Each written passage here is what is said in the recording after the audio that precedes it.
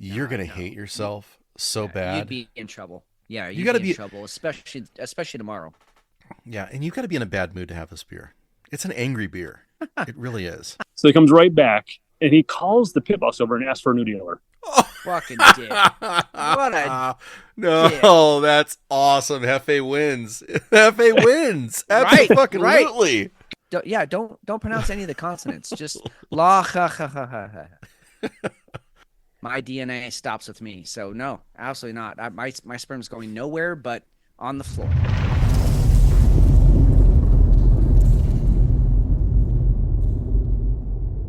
Soren Kierkegaard said, "There are two ways to be fooled. One is to believe what isn't true. The other is to refuse to believe what is true." George Orwell told us that in a time of deceit, telling the truth is a revolutionary act, while Aldous Huxley reminded us that facts do not cease to exist because they are ignored. Lastly, Joe Class said, "The truth will set you free. But first, it will piss you off."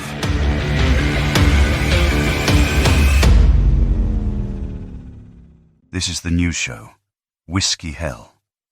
Think critically. Act accordingly.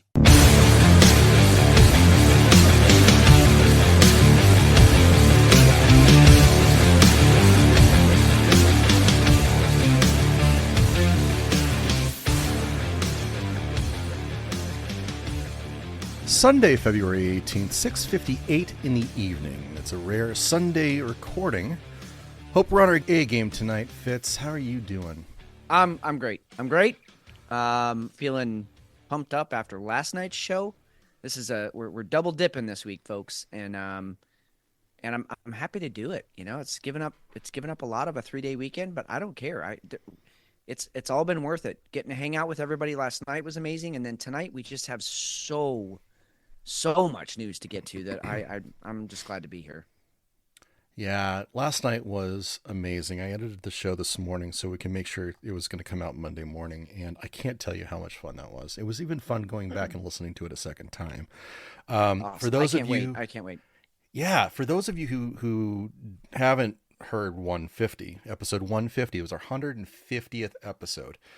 You guys got to go back and check it out.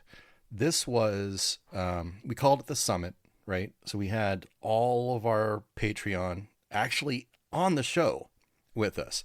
So Elle, who's in chat, she was on the show. Buttercup, we had Gray's Tap Room, both Mike and Tabby were there. Aaron from I Had to Say It Pod. Beard of Liberty was also here. It was a fantastic night. Yeah, it really was. The conversation was lively, it was funny, it was entertaining. It was also kind of deep and serious at times. I felt like everybody just had something to say, but in a way that really like elevated the show. It just really made 150 very special. So, huge shout out. I mean, I don't know if we're to housekeeping it, but just personally, huge shout out from Fitz to everybody who was there last night, and those of you who weren't. Maybe next time join us because it was a fuckload of fun. It really was. Really, really was. And if I can just say one more time, thank you. Thank you, Fitz, for being my co-pilot and making sure that this got done. It's been a blast, and I can't wait to hear where we are in another 150 episodes. Dude, I'm right there with you, man. Ditto. All right.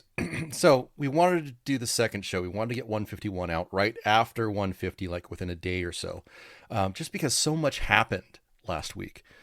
We had, after Tucker's interview happened, right? We had a ton of Putin news. That narrative shifted, and it's even shifted more today. And that felt like the catalyst, didn't it? Yes. Like once that Tucker interview came out and Putin showed himself to be competent and relevant, it was like, man, all hell broke loose. It was just, I mean, talk about a narrative shift. You nailed it. That's exactly what happened. It was crazy. Yeah, everybody felt like they needed to take him down a notch. It was interesting. And then he fired right back. In fact, so much so we've got news that just dropped today that we're going to get to. We had a lot of news about Biden that came out. A lot of unrest in the DNC camp. So we're going to get into some of that. Yeah. Mayorkas was impeached this week. First he wasn't impeached. Now he's been impeached. And what is he? He's like the director is our, God of Homeland Security or whatever. Let's go with God. I like that. He's God? God of Homeland Security, and he just got thrown off of Mount Olympus. He's no longer God of Homeland Security. He has been smited.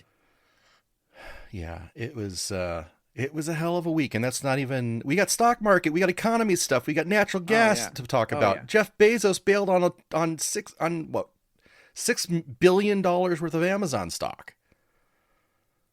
Jesus, Anyway, yeah. we got a And on top of all of that, we've got some big players are pulling out of the ESG DEI movement. We can't forget to talk about that tonight. Nope. We got to get into that too. All right. Well, with that, we are expecting El Jefe to land any moment. Let's go ahead and get into our beers real quick. Okay. Well, as per the usual, that's how the kids say it, right? Usual. Absolutely. All right, good. Because I want to be relevant with the 30 and under crowd. I have a mystery beer. I don't know what it is. I only know the brewery, and the brewery is my wife is telling me this is going to be a really easy one because the brewery is Oakshire, which is my favorite brewery here in Eugene, Oregon. Okay. And so, there is our Jefe sighting right there, right on cue. Jefe? Yep. What's up? What's up, man?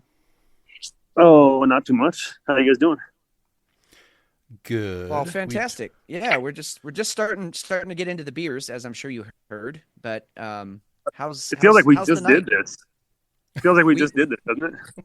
Yeah, it does. It does feel that way. It's odd. How's the night going? Let me tell you. If I either don't join you for the next break or I join you in like 20 minutes after I go back, it's because that little piece of shit is on the next table I'm going to.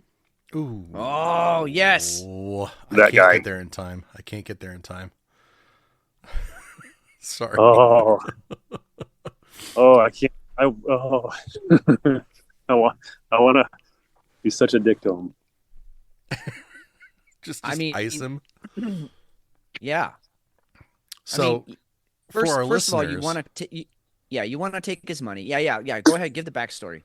So in episode 150, last one, the one dropped just the other day, El Jefe expressed that there is one particular individual player, a blackjack, who is an immense douchebag. Did I get that right, Jefe? Yeah, it's ironic because he's like as tall as a grain of rice. But yeah, he's an immense douchebag. So, well, I mean, as douchebags go, that's kind of big. Yeah, most of them fit in a box, but he's like a splinter. He's just out there and he's annoying, and I try to ignore him, but he always turns up. Always gets under my skin, or tries to. So, what color shirt does he have, and is he popping his collar? I think it was a red and black shirt. Okay. And I do believe I saw the collar popped up. I just caught a glimpse of him because I had my back turned to the table. So I was dealing roulette. Favoriteest thing ever. What job do you think this guy has? Gosh, I don't know. Maybe he was like a parking attendant. He seems old enough to be retired now. I think that's like parking attendant. That's like our clientele out here is like the retired ones that have money and just feel like giving it away to the casino. Man, I wish it's times like this. I wish you you knew enough Spanish, or you had a good enough Spanish, accent to pull it off. Because you can, then you could just go, no inglés, por favor, señor. I mean, and just let him say whatever he wants to say, and you just keep asking him for more money. Yeah, he might know Spanish. I don't know. He's either Spanish or Middle Eastern or something. Either that or you adopt your like super snooty voice, like, oh, excuse me, sir, you have not anteed up yet. Please ante up.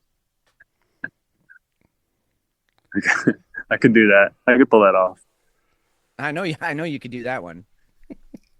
Do the snooty voice from Ferris Bueller. Right. Snooty? Snotty. Or Ferris Bueller. Hey, so what would happen if you had security come over and just stare at him? I can't do that. I would have to have a good enough reason. The only time they do that is if they're inebriated and he doesn't drink. But if I came up with something like he's cheating or something like that, they would just look from above. Oh, okay. Yeah. So you can't call down the bouncers and just have them sit there and stare. No, it would be like if I were to complain about him saying something to me directly, you're not allowed to do, then it would be my boss, my pit boss, would come over and be in the area trying to hear it. And once he got confirmation, then they would kick him out. But they wouldn't just come stare at him. Unfortunately, that would be great. I mean, you could do something dramatic, like, excuse me, did you just spit on me? Yeah. I mean, like, they wouldn't be able to see that on the camera, and no one else would really see it. But you could just be like wiping your arm. This guy just fucking spit on me. Yep. This motherfucker right here. Yep. Get him out. Can you work in a "How dare you, sir"? Can you do that too? Yes. They come back to the snooty. How dare you? How dare you? Remove this man at once. Yes. You gotta find a way to fuck them somehow. I mean, besides taking his money. It's a full table too, so there's like 5 other people there. So you just gotta. Well, I'm hoping that everybody else just gets blackjack after blackjack after blackjack, and that guy keeps getting 16. Yeah. Yeah. Exactly. That's what I'm looking forward to. So I don't know if you caught this earlier in our chat, Jefe. I dropped. Fitz found a nugget that the NFL is actually a entertainment company, not registered as a sports company. What are your thoughts? Because I think this puts what we were thinking about a few episodes before the Super Bowl. I think it's on the table big time now. Well, I didn't read a lot into it, but is there any reason other than that for them to do something like that? So is there any other benefit? Well, let me go ahead and read this. This is from our chat, and I can't bring it over there. The National Football League, NFL, is indeed registered as an entertainment company, which is a classification that allows them to legally fix the outcome of games. This is directly from Twitter's AI program, so keep that in mind. But that's also drawn from articles, and I mean, it's factual. It's not really slanted. That's from the internet. Yeah. And the internet's always true. So, but something like this, I think we can verify that. So I'm not worried about that. This unique status sets the NFL apart from other professional sports leagues and has been a topic of discussion among fans and critics alike. In contrast, college football is registered as a sport, which means the NFL is more like the WWE in terms of its legal classification. This distinction has raised questions about the authenticity of the games and the competitive nature of the league. It is essential to be aware of this classification when engaging in conversations about the NFL and to consider the implications of being an entertainment company rather than a sports organization. By understanding this aspect of the league, fans and critics can form more informed opinions about the NFL and its games. So to answer your question, I don't know if it really gives them more than, I guess you can't really sue them if they're fixing games. Yeah. I mean, what would the other reason be? I mean, would there be another reason? Yeah. Right, exactly. Is there like a financial they make more money being with this license or not? Because if there's no other legitimate reason, then that looks really bad. Why would they do that? That's what I'm saying. Yeah. I don't know that there is a difference. I mean, I hear what you're saying. It's like, is this a tax shelter? Yeah. You know what I mean? Like, yeah, do we get different benefits? But I don't think so. I'm assuming that they probably have there's different tax write-offs and things. Yeah. It's we kind of touched on this a few shows ago, but I mean, it's heartbreaking. I'm not a huge NFL fan anymore, but it even like to the point where I was like so ecstatic when the Eagles, which is my team, my favorite team, when the Eagles won the Super Bowl. Now it just feels tainted. It's like they only won the Super Bowl because they were supposed to. It feels like that. Yeah. And then also, if you're, so I follow the Cardinals. Why would the Cardinals ever win? Right. I mean, give it up. Why root for an underdog when they're obviously not gonna win. It's not a big market team. It puts into perspective why Detroit lost. And we said that one of the things that was crazy about that loss in the playoffs by Detroit was that the calls, although I think Jefe, you said it kind of fits the team's MO, they still should have kicked that field goal. Yeah. Yep. Interesting stuff. Interesting it's stuff. There's certain. I just wonder how fixed it is, like how, like precise their plans are, because these like last second field goals, 58-yard field goal that the guy hits to win the game. That's not easy to do. No. And I mean, they could have a phantom, offsides or running into the kicker or something, give them another shot at it. But that looks bad if they throw a flag after the fact too. So I don't know. I guess there's got to be a big part of it that is random, but enough of it is scripted and planned out to. I mean, even if they could just like make it, 80% of the games went the way they said they were supposed to go. Right. That's still way. I mean, for like the bookmakers in Vegas, like that still puts a major advantage on their side. Yeah. Like we might lose, but not all that often, because we already know, 4/5 of these games are going to go the way we say, or whoever says.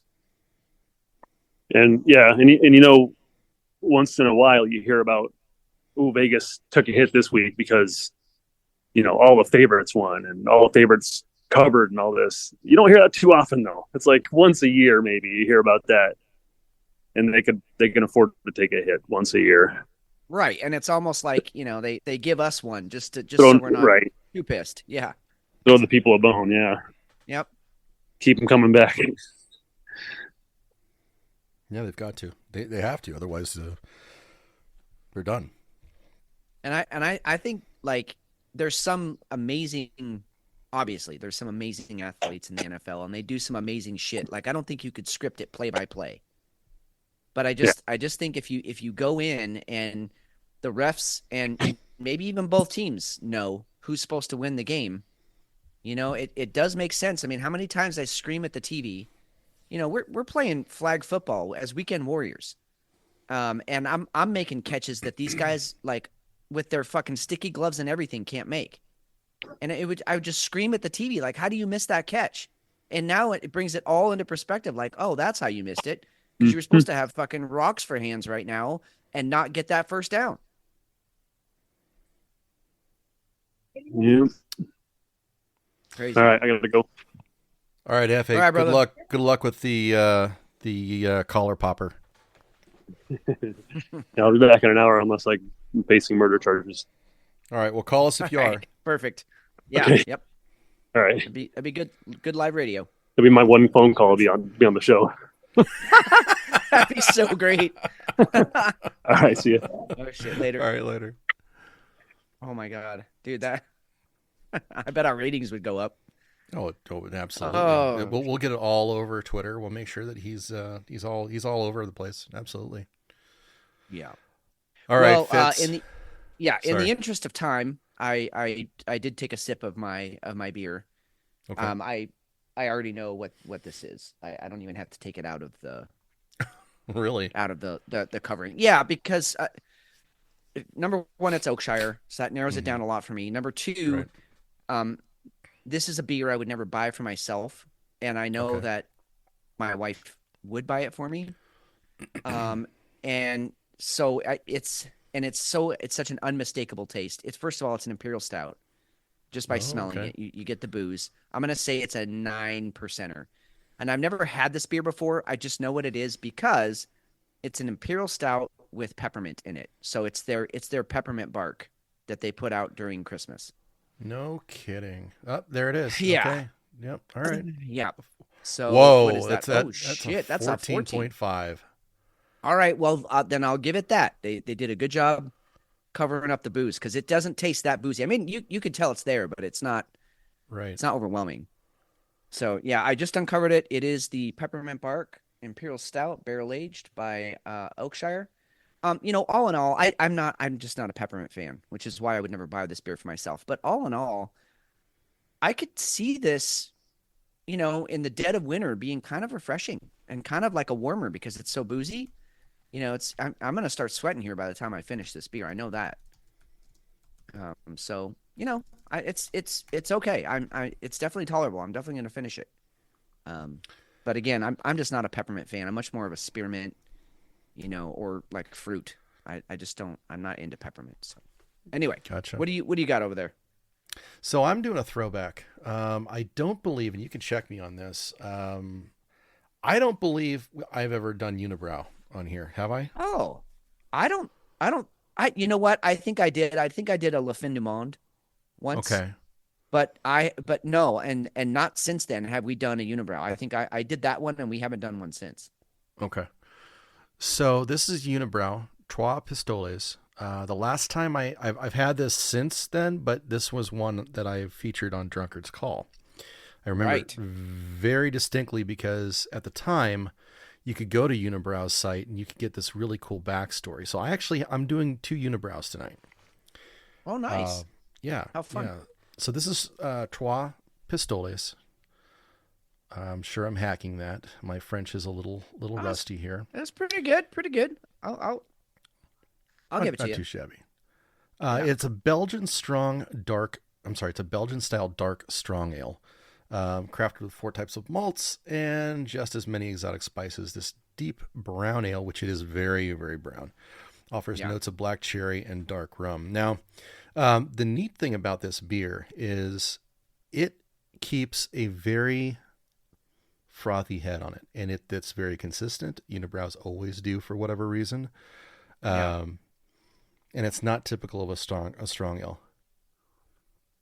No, I mean the color of that beer is like it's just gorgeous. I mean, it's almost the Yep. the color of a brown beer bottle, but even Yep. like one shade deeper. Yep. Um, and yeah, you know what? That's a great call, dude. I have not had a unibrow in a while. That's good for you. I miss those beers. Yeah. I have Modite next, so I'm really excited for that one. That one always has a really cool story to it too. That's like the what the Hellions, I think, or the Hellfire Steeds, I don't know. We'll have to look it up when we get to it. But it's a great beer. It's a sipper. It's also one of those beers that you go to that's going to be incredibly consistent, and it's like a victory dance, right? You got your Yeah. favorite cigar, Yes. you've got your favorite whiskey. It's the Yeah. end of the It's day, and it's not expensive either. I mean, these are not expensive beers. It's probably like a yeah. $5.50, $6 beer, maybe. Yeah. Yeah. I would get the big bottle of Le Fin du Monde from Trader Joe's for like $6, and it's the big bottle, Yep. and it's like a 8.5 9%er. Hmm. Um, but yeah, I know all I was gonna say is you could buy this beer in any country on the planet that you could find it, and it would be consistently good. I mean, it's just every time I buy a unibrow, they fucking nail it. And just so you know, I mean, I'm not a linguistic master or anything, but I believe, if you're really going with the French accent, I believe that's pronounced trois pétaux. Because they don't really Pistol. pronounce anything. Yeah. So no, there's no S or T. It's just trois pétaux. like you're just falling asleep mid saying it. Trois pétaux. Well, it's Canadian, so we got to blame Canada for that. I mean, I know it's French, but it's Canadian French, which it's French Canadian, which is that's a double negative, so that makes a positive somehow. Great. Now that we've insulted Yeah. our Canadian contingent. It's all right. There's only like 2 million French Canadians. They can suck my left nut. Not really. If any of you are listening, I'm sorry. I'm drinking we love peppermint you. bark. I'm sorry. Yeah. Love you. Hey, just real quick, is the peppermint bark, is it an extract or does it seem like it's actual peppermint? I think you know what it tastes like is they took some peppermint candies and threw them in there in the brewing process. I should look at that. Let me read the can here. I didn't even read it. I just was like, oh. So here we go. Imperial Stout aged in Kentucky bourbon barrels from heaven. Oh, sorry, from Heaven Hill. I was like, from heaven. All right. Imperial Stout aged in Kentucky bourbon barrels from Heaven Hill Distillery for 20 months, then finished on peppermint bark candy, peppermint sticks, and cocoa nibs. So there you go. I mean, it's a legit. It's there's real interesting, real peppermint in there. So yeah. And I'm surprised it was that high of an ABV. I really am. It just doesn't. They hide the notes. No, it's really nice, but it is a warmer. It warms you on the way down. Well, Fitz, we have a full doc. What do you feel like targeting first? Because that's what we're doing tonight. We're targeting. Yeah, let's get Putin and Russia and fucking space nukes and all of that. Let's get that out of the way because I feel like everything else took a back seat to that this week. And I think also everything else sort of in one way or another points, back to the fact that we have to make Russia bad, US good. And then everything else is sort of a backstory. So let's start with Russia and Putin. On the 14th, a story dropped. Okay, so we were talking at the very beginning that Tucker went over to Russia and he does the big interview. Kind of Right. kicks the door open and is it almost like, hey, Russia's okay. Check it out. Right? I mean, and then he's followed up with he's done a trip to I think a Russian McDonald's. He's gone to a Russian grocery store and he's doing all this other stuff and talking about how the subways are awesome. Yes. Yeah. That was the thing is the videos that have come out. He's talking about how clean the Russian cities are, how clean the subways are, how, you have to even, put in $1 to get a shopping cart so that dissuades people from stealing them. And, all these positives that he sort of sees. They bought groceries for 4 people for $115 or something US. Yep. So that would have cost $400 here. Yeah. And so he's pointing out some positives about Russia, which I think he went over there to find out what's what. And he was just honestly reporting what he found.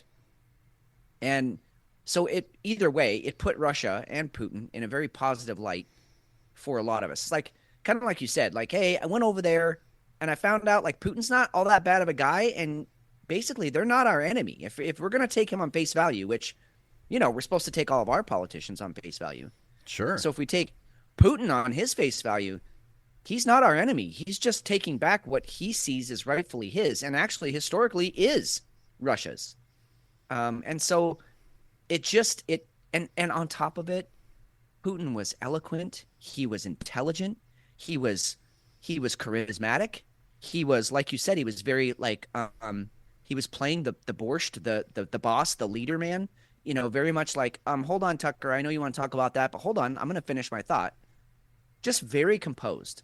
And it was such a stark contrast to Sleepy Joe, to, the sack of potatoes that we call our president. And so cue the smear campaign. So on the 14th, after all this started last week, the 14th, Putin comes out and says that Russia is close to getting a vaccine for cancer, like very close. And I just want to point out, on your bingo cards, we had cure for cancer. Okay, We did. so if Yes, we somebody did. has that one, that could be money. So this cancer vaccine comment comes out from Putin very, very strangely too. It was like really like I'm just going to go ahead and talk about, this awesome vaccine that we have now. But it does take advantage of the news cycle that he was obviously wrapped up in. And so I think it was a genius comment. But where things get twisty on us is the very same day, and it's been about 3 weeks that Congress was actually briefed on this.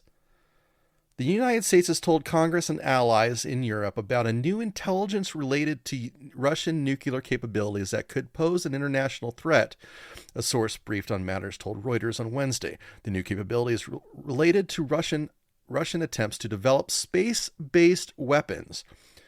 They do not pose an urgent threat to the United States, the source said. Now, what came out during the rest of the week was that it's a threat to satellites. I don't know how it can be more obvious that they're dropping that to counter the last 72 hours of press that he's gotten. Right. Well, and you kind of nailed it. I mean, in fact, this article, even from Reuters, they're admitting that Congress, the National Security Council, heard about this 3 weeks ago. So it's like, all right, we heard about this. Put it in your back pocket. Shut the fuck up. Don't say anything until after the Putin interview. We know Tucker's going over there. So just wait. Let the interview come out, and then we can release this. I mean, why would you sit on it for 3 weeks and then just release it now? It's kind of like, and I know we're going to get to this. I'm not trying to jump over anything here, but it's kind of like, Nvalany has been in prison for how long, and now we decide to kill him, or Putin decides to kill him. Why would he? What motivation would he have? So it's like you start lining all these things up, and it's you. I mean, you nail it. It's a smear campaign, 100%. Now the week gets even more weird. Putin suggested that Russia had a ceasefire, wanted a ceasefire, and the United States denied it. That was a twist. And that's believable. Well, it's believable to me though, because I, after hearing the interview, and he's like, "Look, all we're doing is trying to protect Russian people on historically Russian land. We don't want all of Ukraine. We don't want to march any further west. We just want what we feel is rightfully ours and protect our people. And we would like peace." He said that in Tucker's interview. We don't want this war. If you guys were smart, you would take our peace offering, which was denied. And then they come out again and like, hey, let's try it again. And we deny it again. Jesus.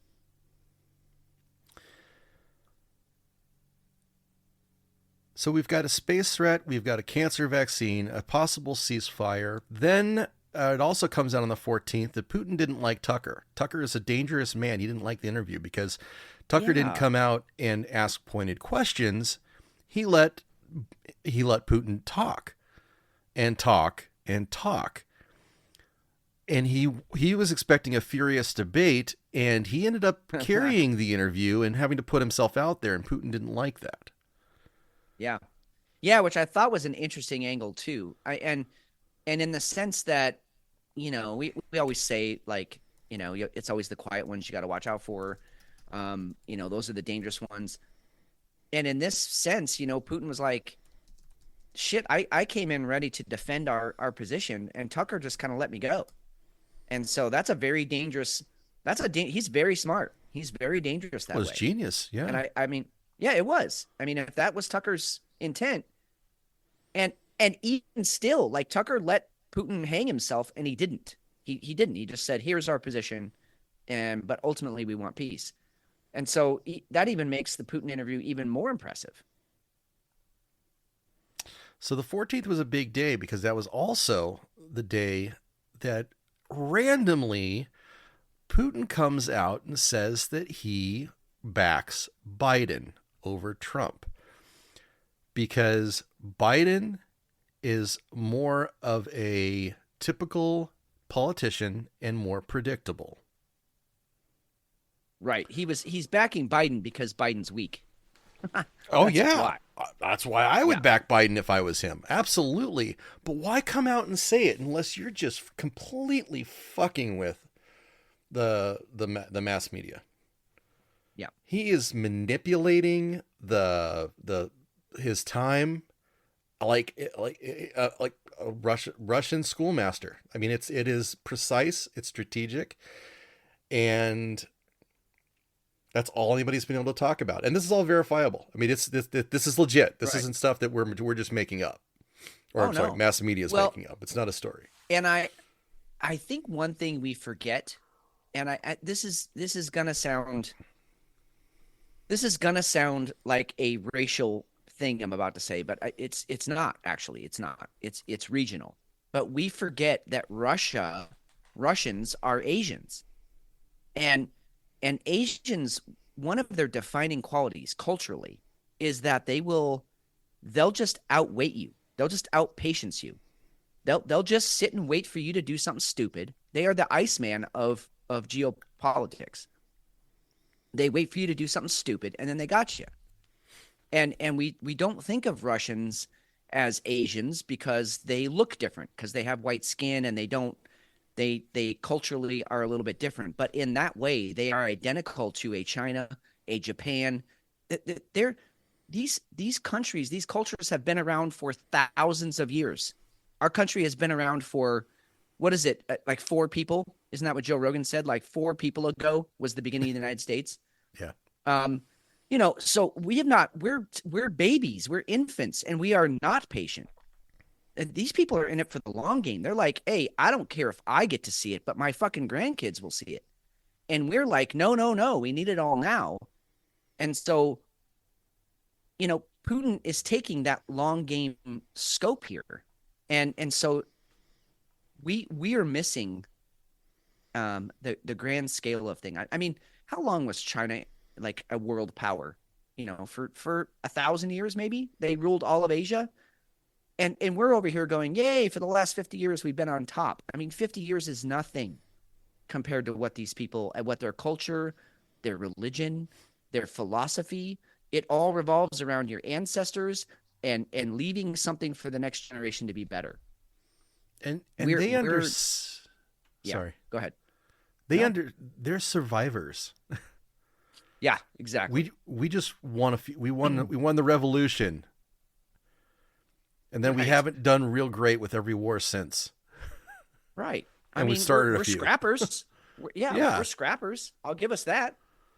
But we don't understand the scope that these people are talking about. Of course I'm loyal to America and I'm pro-American. I'm not pro our politics or our politicians, but I'm definitely pro the American people. I think we can do anything we put our minds to, but we are terribly short-sighted here when it comes to Russia, China, even North Korea.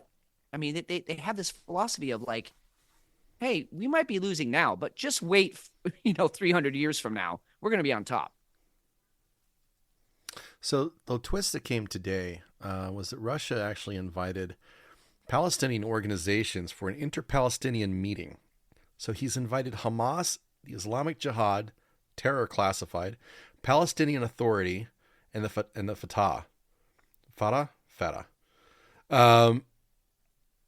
So they're going to party over at the Kremlin on the 26th. This is outstanding. He's being a leader. We might not agree with it, but he is being a leader. I'm almost to the point where he's the most powerful person in the world. Well, I'm almost he's got there. the biggest balls, that's for sure. Absolutely. He has nothing to lose. I mean, those things are swinging, like those things are scraping the fucking ground, dude. He's inviting like serious, legit killers and people who are willing to do terrible things to further their political gains. He's inviting them to his capital city, his home. And I'm sure, I'm not in the room, I don't know, but in my head, I know how it played out. He was in control of the conversation. Like, hey, let's figure this out. Let's try and meet an agreement here because you guys are fucking idiots. I don't know. I mean, like you said last show, or maybe it was last show. This is an ex-KGB guy. You don't think he understands the geopolitical ramifications, the military, the strategic gains he can make if he can make this work? Imagine if he came out and he was the one that brought peace to the Middle East. Imagine. Oh, it very well could be.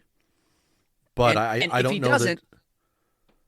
Yeah. So if he doesn't, then he's got nothing to lose, right? I mean, it's like, well, I tried. It's more than the U.S. is doing. All you guys are doing is funding everything. But at least I tried. And don't you just see us keeping backing away from the table because we don't want it? We want a forever war. We need a forever war. Of course we do.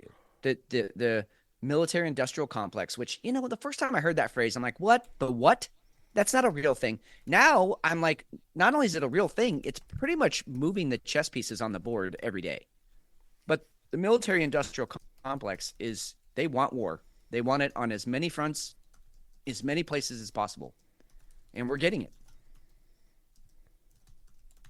Which is why I think they think Trump is dangerous to them, because Trump is like, I don't own any stock in any of your companies. I don't give a shit about you guys. I'd like the American people to gain. So going back to the satellite thing, I think it sets up a false flag for taking out satellites. I think that's one of the things that we have to be cognizant of. I wouldn't be surprised if that's a false flag that's going to be coming. Yep. What do you think? Which would kill the internet? Absolutely, So, kill the internet. It's kind of a few black or false flag, black swan. It's all wrapped up in one. But yes, I agree with you. So, and what we have, we've got. There's already been talking about economy crashing in August. I think somebody's talked like August 27th. That's the rumored, like, the big day that people have picked. I don't know if there's any truth to it, prognostication or what it is. I've heard it a number of times now. I'm not putting any stock in it, so guys, don't go out and no, don't freak out over it. I'm not worried about it, but no. But I think there's I will say, look, we've been talking on the show, and I promise I'm not going to get on that merry-go-round again because we've talked about it, but we've known long enough, those of us who are watching the signs, we've known long enough that the economy is literally being held up just by AI right now, just by bots. Machines that are people that have told the machines to short sell here, to long sell here, and that's making the economy, AI, go, oh, well, I guess it's healthy because enough people are doing this versus that, and so the numbers keep going up. Yeah, we might have a day or two where it drops and it's like, oh shit. But what's funny is you look at, and I know this is where you're going next, but you look at other world economies, specifically Germany and Japan, those economies their stock markets are not run on AI yet. And what is happening to both of those countries' stock markets? You're getting crushed. They are plunging. Yeah, they're dying under the weight of their own, inertia. They can't stop the downward fall anymore. And it's coming here. It's just a matter of when. So for people, I guess my point is for people to pick a specific date. I don't know how you would know that, but there is a specific date. Someone's going to know. We all know there was a lot of puts that happened on September 10th, 2001. Right? I mean, on the airlines. Oh yeah, absolutely. Someone knew that those stocks were going to fall the next day. And they put a bunch of puts on that, and someone made a shit ton of money off of it. And, of course, we don't know because it was done through shell companies, whatever. So, watch the money, because when it pulls out, it's going to pull out fast. I mean, it's going to pull out faster than a fucking Mormon through a hole in the sheet. It's a good one. I've never heard that one. Thanks. I just, it's on the fly. Just came up with it. I want to circle back to the cancer vaccine. What if Ukraine was all about who controls cancer vaccines? That's a really interesting thought. I kind of was thinking the same thing because, unbeknownst to any of us, apparently there are, major medical facilities doing crazy research on everything from crazy viruses to cures for cancer all over Ukraine. I mean, what is it? They're like 17 at the last count. And I don't know if it was because, their laws were more friendly to medical research, or, how you can get stem cells in other countries, but you can't get them here. I don't know if it was that, or what made that ground so fertile for research. But yeah, I mean, that's a huge draw, especially if you're Russia. Like, you can claim a cure for cancer. Do you know how many American cancer patients would quit chemotherapy tomorrow and fly to fucking Moscow? Absolutely. St. Petersburg, wherever the cure is, fucking shoot me up. That would be huge. All right, I'm going to drop some names here. Okay. A number of countries and companies are working on cancer vaccines. Last year, the UK government signed an agreement with Germany-based BioNTech. We know BioNTech from COVID. We know them. Yep. And we know Merck and Moderna from COVID vaccines. Yep. Wouldn't it be interesting if we have some kind of a connection between pharmaceutical companies wanting to push that war? And it helps the military industrial complex, right? I mean, we always want that. Well, I was just going to say, who doesn't win in that scenario? I mean, besides, the everyday working Joes, all of us paying, taxes out of our assholes bigger than we can even think about. But as far as, like, again, the economy and these big firms, and again, if you go up the chain, up the ladder, and I can't remember the dude's name, but he's the dude with the fucking beautiful long hair and the amazing porn mustache. But he's been kind of dedicating himself to, like, finding out who owns what. And, his first video that he did, he's finding out who owns all the food in your grocery store. And, and he went viral, and now he's just doing it on everything. And he's fucking amazing. I don't know how he's finding this shit out, but I love the guy. He's a great follow. I will have to find his name, and we'll put it in show notes just so you can find him too. But, when you start going up that ladder, it doesn't matter if it's pharmaceuticals, if it's military, if it's the economies and the financial backings for those countries or for those companies. You go high enough in that pyramid, and you get to BlackRock, State Street, Citigroup, all the big ones. And then you take that and you find out that they all own stock in each other. So really it's just all one giant conglomerate making money off of our backs. Literally. I mean, if you want to, like, take a 10,000 foot view of everything, the Matrix had it right. We're just fucking batteries. We are batteries for these machines that are money-making machines. That's all they do, is make money for other people. And we're just the batteries for it. Let's and I know that's a depressing thought, but I do but think you're right, though. We're up. being milked. Yeah, I mean, you're right. Yep. It's what it is. I was talking to my wife today about this, and I can't remember what we were talking about. I spaced out after about 30 seconds, but we are being milked. That's exactly what it is. Yeah. I have a new kung fu student. He just started this week. Well, actually, partially last week, and this week it was his first full week. And he's I was kind of feeling him out because I wasn't sure, but he's definitely a free thinker. He caught a lot of shit. He was one of those people that lost his job because he wouldn't take the vax. So he's kind of in that group, and got a new job. I mean, he's fine now, but he was talking to his wife, and she had this theory, and I won't go into it, but she had this theory about a certain sports figure who was killed.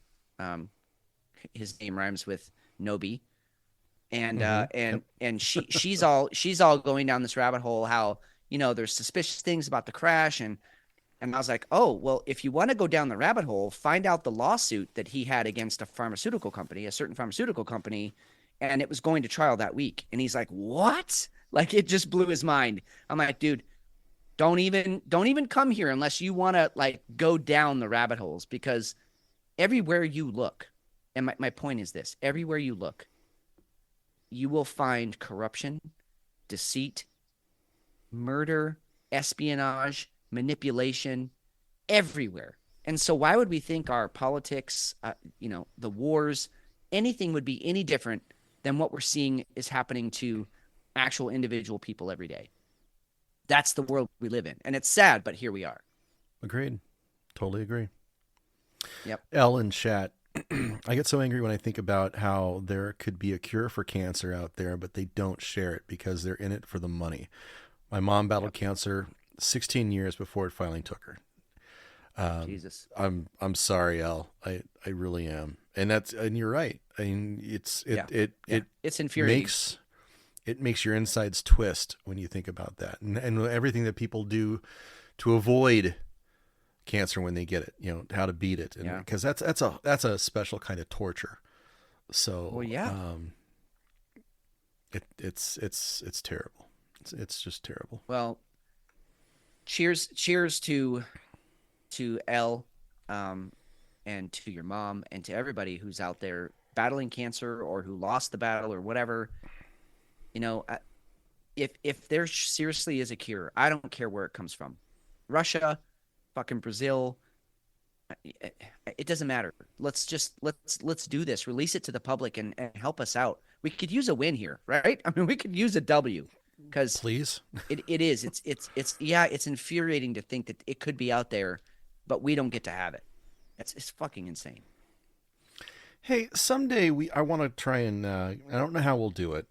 I don't know if it's a deep dive or how we want to go about it, but I want to go into the idea of the technology's already been found. We already have the technology. We already have the prescriptions. We already have how we're going to how we deal with things, but they can't. They can't introduce this into public use because we're not ready for it, because it would change too many things. Because if you go back to like why did AI come about now? Right? We've always been dabbled with it, but suddenly AI is like hot and heavy, and oh my gosh, like even this week you've got the Soria AI that's dropping videos left and right that are just stunning videos. I mean, oh my God, amazing! It's freakish, scary. It's scary. Yeah. I want us to, and there's a book. I'll have to get the book. I'll have to remember which one it is. But there's a book, and it's all about how technology, the advancements are had, and then suddenly they go away. It's like Tesla, right? I mean, we Tesla, the coils, Tesla had so many things figured out, and then Tesla ends up dead. Yeah. And then Ford comes about. Most of his, and right. And most of his work, the trunks with all of his shit in it go missing. Right. Go figure. Yeah, exactly. I want to go off of that idea, and maybe it's just one night when we just riff and just kind of go down a deep hole. Because I think there may be something to it. Me too. I think you could go from that one core statement you just made. We could go to like UFOs. I mean, are those just super hyper advanced technologies that we've either discovered ourselves or we've been shown? And we're just keeping it under wraps and saying, oh, it's aliens, but really we have the power to use it. You could go to like ancient civilizations and some of the, weird shit that's on the Egyptian hieroglyphs that look like UFOs or like iPhones or, we could go a lot of really fun places. Like we could go out there and still have fun with it and like keep it based in reality, but like we're out there. That would be fun. You know what else is fun? Dark Brandon. Okay. What the fuck was this? All right, so let's start with the commercial. And he's eating chicken with the Black family. Making sure I had a hamburger. So tell me about you guys. What you doing these days? Why don't you share about your passion of sports? I'm playing AAU basketball right now. Oh, you really? Are you guard? Yes, sir. Now, what grade are you in? 7th grade. 7th grade. Right now, I'm just doing basketball, playing guard on the JV team for my school. How about in school? How y'all doing in school? What you tell the president about the school? Favorite thing about it is the business academy I'm in. We get to like travel, so we've been to like NC State, Wake Tech, and You're kidding me. we went to this small dry cleaning business, and it's cool. It's a great experience. I'm impressed. Is that a new program at the school? Yes, sir, it is. It just started just a couple of years ago. You know how much this guy loves you. You just feel it, can't you? Yes, yeah. Your dad jumped in front of a bullet for you. By the way, we dads are hard to raise. Once you're a teenager, we're hard to raise. So you gotta be patient with us, you know what I mean? Yes, yeah. A little patient. What a heartwarming moment. President Biden eating chicken and fries with fried chicken and fries with a nice black family. And I mean, you know, the sad thing about this is if it wasn't so manipulative, it would have been a really beautiful, genuine moment. I mean, because it's showing that It could have been. you know, right. I mean, 20 years ago, we would have been like, wow, look at that. See, this country isn't racist. This family found a way to pull themselves up and out of whatever poverty that they may have come from, or maybe they came from money and they Who just knows? have used it the right way. Yeah. Who knows? Who cares? A very nice young man. I mean, good looking kids. These guys, they have the whole world at their fingertips. The dad is obviously, he gives a shit and he's disciplined his kids and he's told them how to act, how to respond, how to speak. I mean, it's beautiful scene.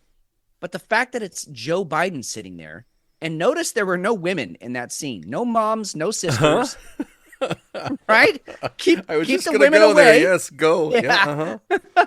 But Yep. but you know, this beautiful scene, but it's Joe Biden, and so you just have to go, dude, quit being a fucking poser, man. You're just pretending. We know you're pretending because he said a lot of really racist shit back in the late 80s and 90s when he was a senator. Horrible. One night was we awful. need to pull clips of all this terrible shit that Yeah. he came up with. Yeah, we do. And that's the thing. He wants us to forget that. Or Yes. his handlers want us to forget that. We're not going to forget, Joe. Like when you wake up from whatever fucking coma you're in, we're going to be here waiting. And we're going to throw all that shit in your face because you're a racist asshole, or at least you were. And now you're pretending to be something else. Yeah, I didn't like it. So yeah, okay, so that commercial, I guess, drops. And Right after then the what the Super fuck? Bowl. Yeah. Right after the Super Bowl. Now, going back to the conversation that we've already had with Jefe about the NFL being rigged. Okay. Right. Now, Right. Now the talk leading up to the Super Bowl was how, the only reason that the Chiefs are there is because it's satisfying the narrative of getting Taylor Swift and and Travis Kelce into the championship so they can help Joe. The same night that the Chiefs win, Biden drops the tweet just like we drew it up. And it's got a picture of Joe Biden, dark Biden, laser eyes and the whole nine, a very ominous picture. Kind of matches the picture of when he was screaming during that one speech that was in front of, I think, the Lincoln Memorial with a gigantic of the red Nazi? background. Yes. Yeah. Yeah. The Imperial Joe Biden. Yeah. And then he Yeah. goes ahead and drops this. I mean, obviously making fun of anybody who thought it was a conspiracy theory, or is it? I don't understand the play here. I part of me feels like this is a secret hidden message to the Illuminati or whoever the fuck is controlling him. And part of me feels like they're just trying to clown the rest of us who see conspiracy in everything. And which it's not. I mean, we've been proven right more often than wrong in the last 3 years. So fuck off, Joe. If this is you trying to punk us, joke's on you, you fucking dick, because we've been right. But I don't understand. Like somebody somewhere, because it wasn't Joe Biden, but someone somewhere was like, hey, what? I got a wild idea. You guys sitting down? What if we put a psycho demon picture of the president out and then just said something weird like just how we drew it up. Somebody okayed that. And someone yeah, like probably a lot of people were like, dude, phenomenal fucking idea. Let's do this. Sounds great. Go. Weird. Really weird. I took it that they were teabagging. That's how I took that. And that that's was my fine, take but on it. there's a right way to do it. Yeah. Like this is akin to remember when Mayor Adams went on that morning show and Yeah. and they were like, hey, why do you why should, like, how do you sum up politics in 2023 or whatever it was? And he was like, New York City. And the interviewer was like, what do you mean? He's like, well, because here, you don't know if you're going to wake up to planes flying into the Twin Towers and he just starts bringing up all this shit that you don't, like, it was the worst possible thing he could have said. And I feel like someone told him, like, hey, if this question comes up, because he knows the question. It's telegraphed. Yeah. And so answer it like this. So someone thought that was a good idea and it totally backfired. Same thing here. I think this had an aim that someone somewhere with some kind of mental illness. I'm not saying that some sort of mental illness. And they were like, this would be a good idea. And it made it past all the filters and they made it happen. Yep. Weird. Yes, they did. February 13th, Newsweek drops an article. Biden met Chinese energy bosses that did business with Hunter, ex-associate. This got buried. Which it did. But also, are we surprised? No. Look what commercial pops up on this article. That's a commercial for KFC. KFC. More fried chicken. Listening. Yeah. They're listening to our show right now. I just hope we get the downloads for it. A former business associate of Hunter Biden claimed that his father, President Joe Biden, was present at a meeting with the chairman of a Chinese energy firm Hunter Biden did business with. Rob Welker testified during a closed-door hearing, this is closed door, at the House Oversight and Judiciary Committees earlier this month. So this drops, and this did not get any play, but we did hear tons about Putin. Yeah, exactly. Exactly. And that's I guess right there, folks. This week, and this is why, McShane and I have initially we were only just going to do show 150, right? We put out one show a week, but there were so many narratives, and it was so obvious this week that we just felt like we wanted to have the show we had last night, the show 150, which was fun and celebratory and maybe a little bit masturbatory, really fun. But we also needed to do tonight's show because if you don't see the strings being pulled here, the marionette puppeting that's happening where some stories like this one are being buried and other stories like, hey, Putin killed Nvalany being elevated, then you're part of the problem if you can't see that yet. And again, for those of you who might be first-time listeners, Whiskey Hell is not pro any politician. We are not pro-Trump. We are not pro-Biden. In fact, we're negative all of the assholes. But when we see who's in power and we see the strings that they pull and the other ones that they push, it's really hard to believe anything you see anymore. And this week was just such a great example of that. So we had to do tonight's show. We had to do it. So before we go to break, and we're not leaving this out. Nvalany died. Now this brings Biden and Putin very, very close. Because about 2 years ago, when Nvalany was put in jail, Biden said, well, if anything ever happens to him, God help you, or something along those lines. And I've got the clip someplace I can pull up. It was a threat. Yeah. Yeah, it was a straight up threat. So at the end of the week, I think, was it Thursday? I think it was Thursday. Nvalany dies. After Putin's big week. This is total speculation. But I think him being knocked off by somebody other than Putin, because it's very believable that Putin would knock him off. It doesn't make any sense that Putin would knock him off right now because he's locked up. He was locked up in some max prison out in Siberia, and you even called this right away. Like, why now? That doesn't make any sense. Yeah. You just lost leverage. Exactly. He's been in prison since February of 2021. So exactly 3 years. So I didn't realize it was almost to the day. Wow. Okay. Good call. Yep. So you're telling me you're going to keep this guy alive for 3 years. And listen, I don't think Putin put him in that prison so that he would have a long, happy life. No, not at all. No. Right? No. He put him in there as punishment, obviously. And to send a message to anybody who's going to stand up to him. Absolutely. 100%. But you can't tell me that in a week where Putin shows himself on the world stage as a legit world leader, that he would also now have Navalny killed. But as soon as the story came out, that was the narrative. Oh my God, look at Putin. This is why he's evil. This is why he's Satan. Putin and Satan, they had the same number of letters. I mean, like the articles that came out were just like, wait, what? What are you saying?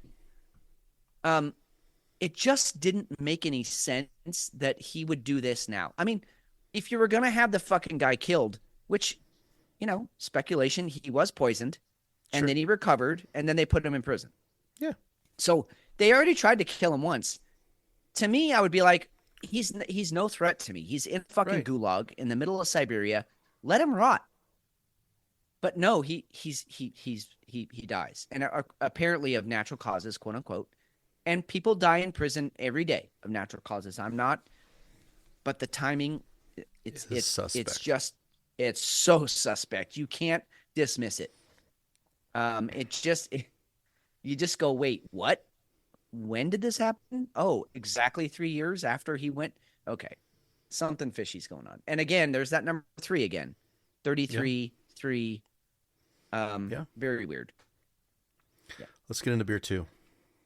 I just wanted to quickly say about this beer. I would have never bought this beer for myself. Yeah. But I thoroughly enjoyed it. It was really good. It actually makes me now want to buy some, peppermint imperial stouts next winter. So this one really did its job. It's very good beer. So I just wanted to throw that in before I die. Yeah. So now what you've got to do next year, you have to put an imperial pumpkin stout versus an imperial peppermint stout. Oh shit. That's 2 very, very unique categories. Yeah. That would be fun. That's a good call. And you know what? I should do it in the same show. Yeah. Yeah. So I might need like some Pepto-Bismol or something afterwards, but Jesus. Or like some what do I call it? Norcan? Pop some Norcan. just have your wife standing by with some Norcan just in case you go into shock and pass out. Just to keep the heart going. Yeah. All right, man. Let's get into beer 2. I love it. All right. So beer 2 is going to be the second part of my Unibrow adventure tonight. I'm going with Modite. And that's another great one. Yeah, it totally is. This is they consider it to be a double. Okay. So we're looking for caramel, malt, spicy, I guess, but I mean they've got, well, this is what they call it. Wrapped in a red cloak, this aromatic and complex beer reveals a scent of spice, orange, and malt, followed by a caramelized notes and a finish as hot as dying embers. Now that's going to be theirs. For doubles, I've never gotten the idea that they're hot. They're like, for me, they've always been one step below a strong ale, one step below, or 2 steps below like a quad or triple, things like that. What makes them different is the amount of malt that goes into it. Right. And how long they let it sit. But yeah. Right.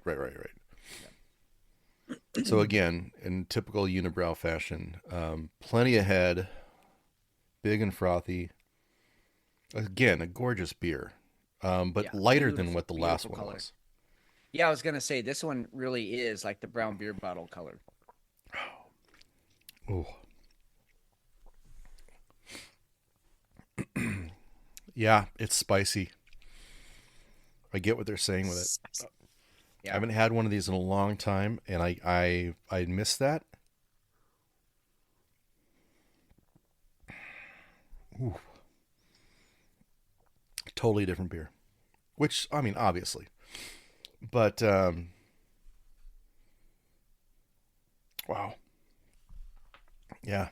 It doesn't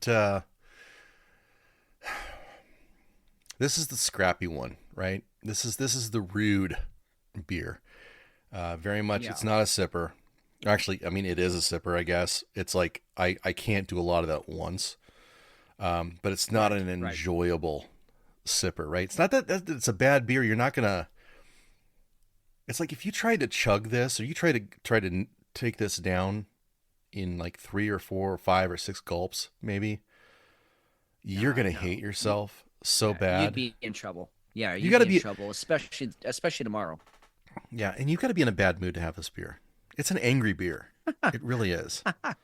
You gotta be in a. That might be the quote of the night right there. You gotta be in a bad mood to have this beer. You really do. It fits its role. A lot of beers fit their roles. So that's I like it. Don't get me wrong. It's a unique beer. Yeah. It serves its purpose, and I'm gonna dig it. But it's just a very, very different beer.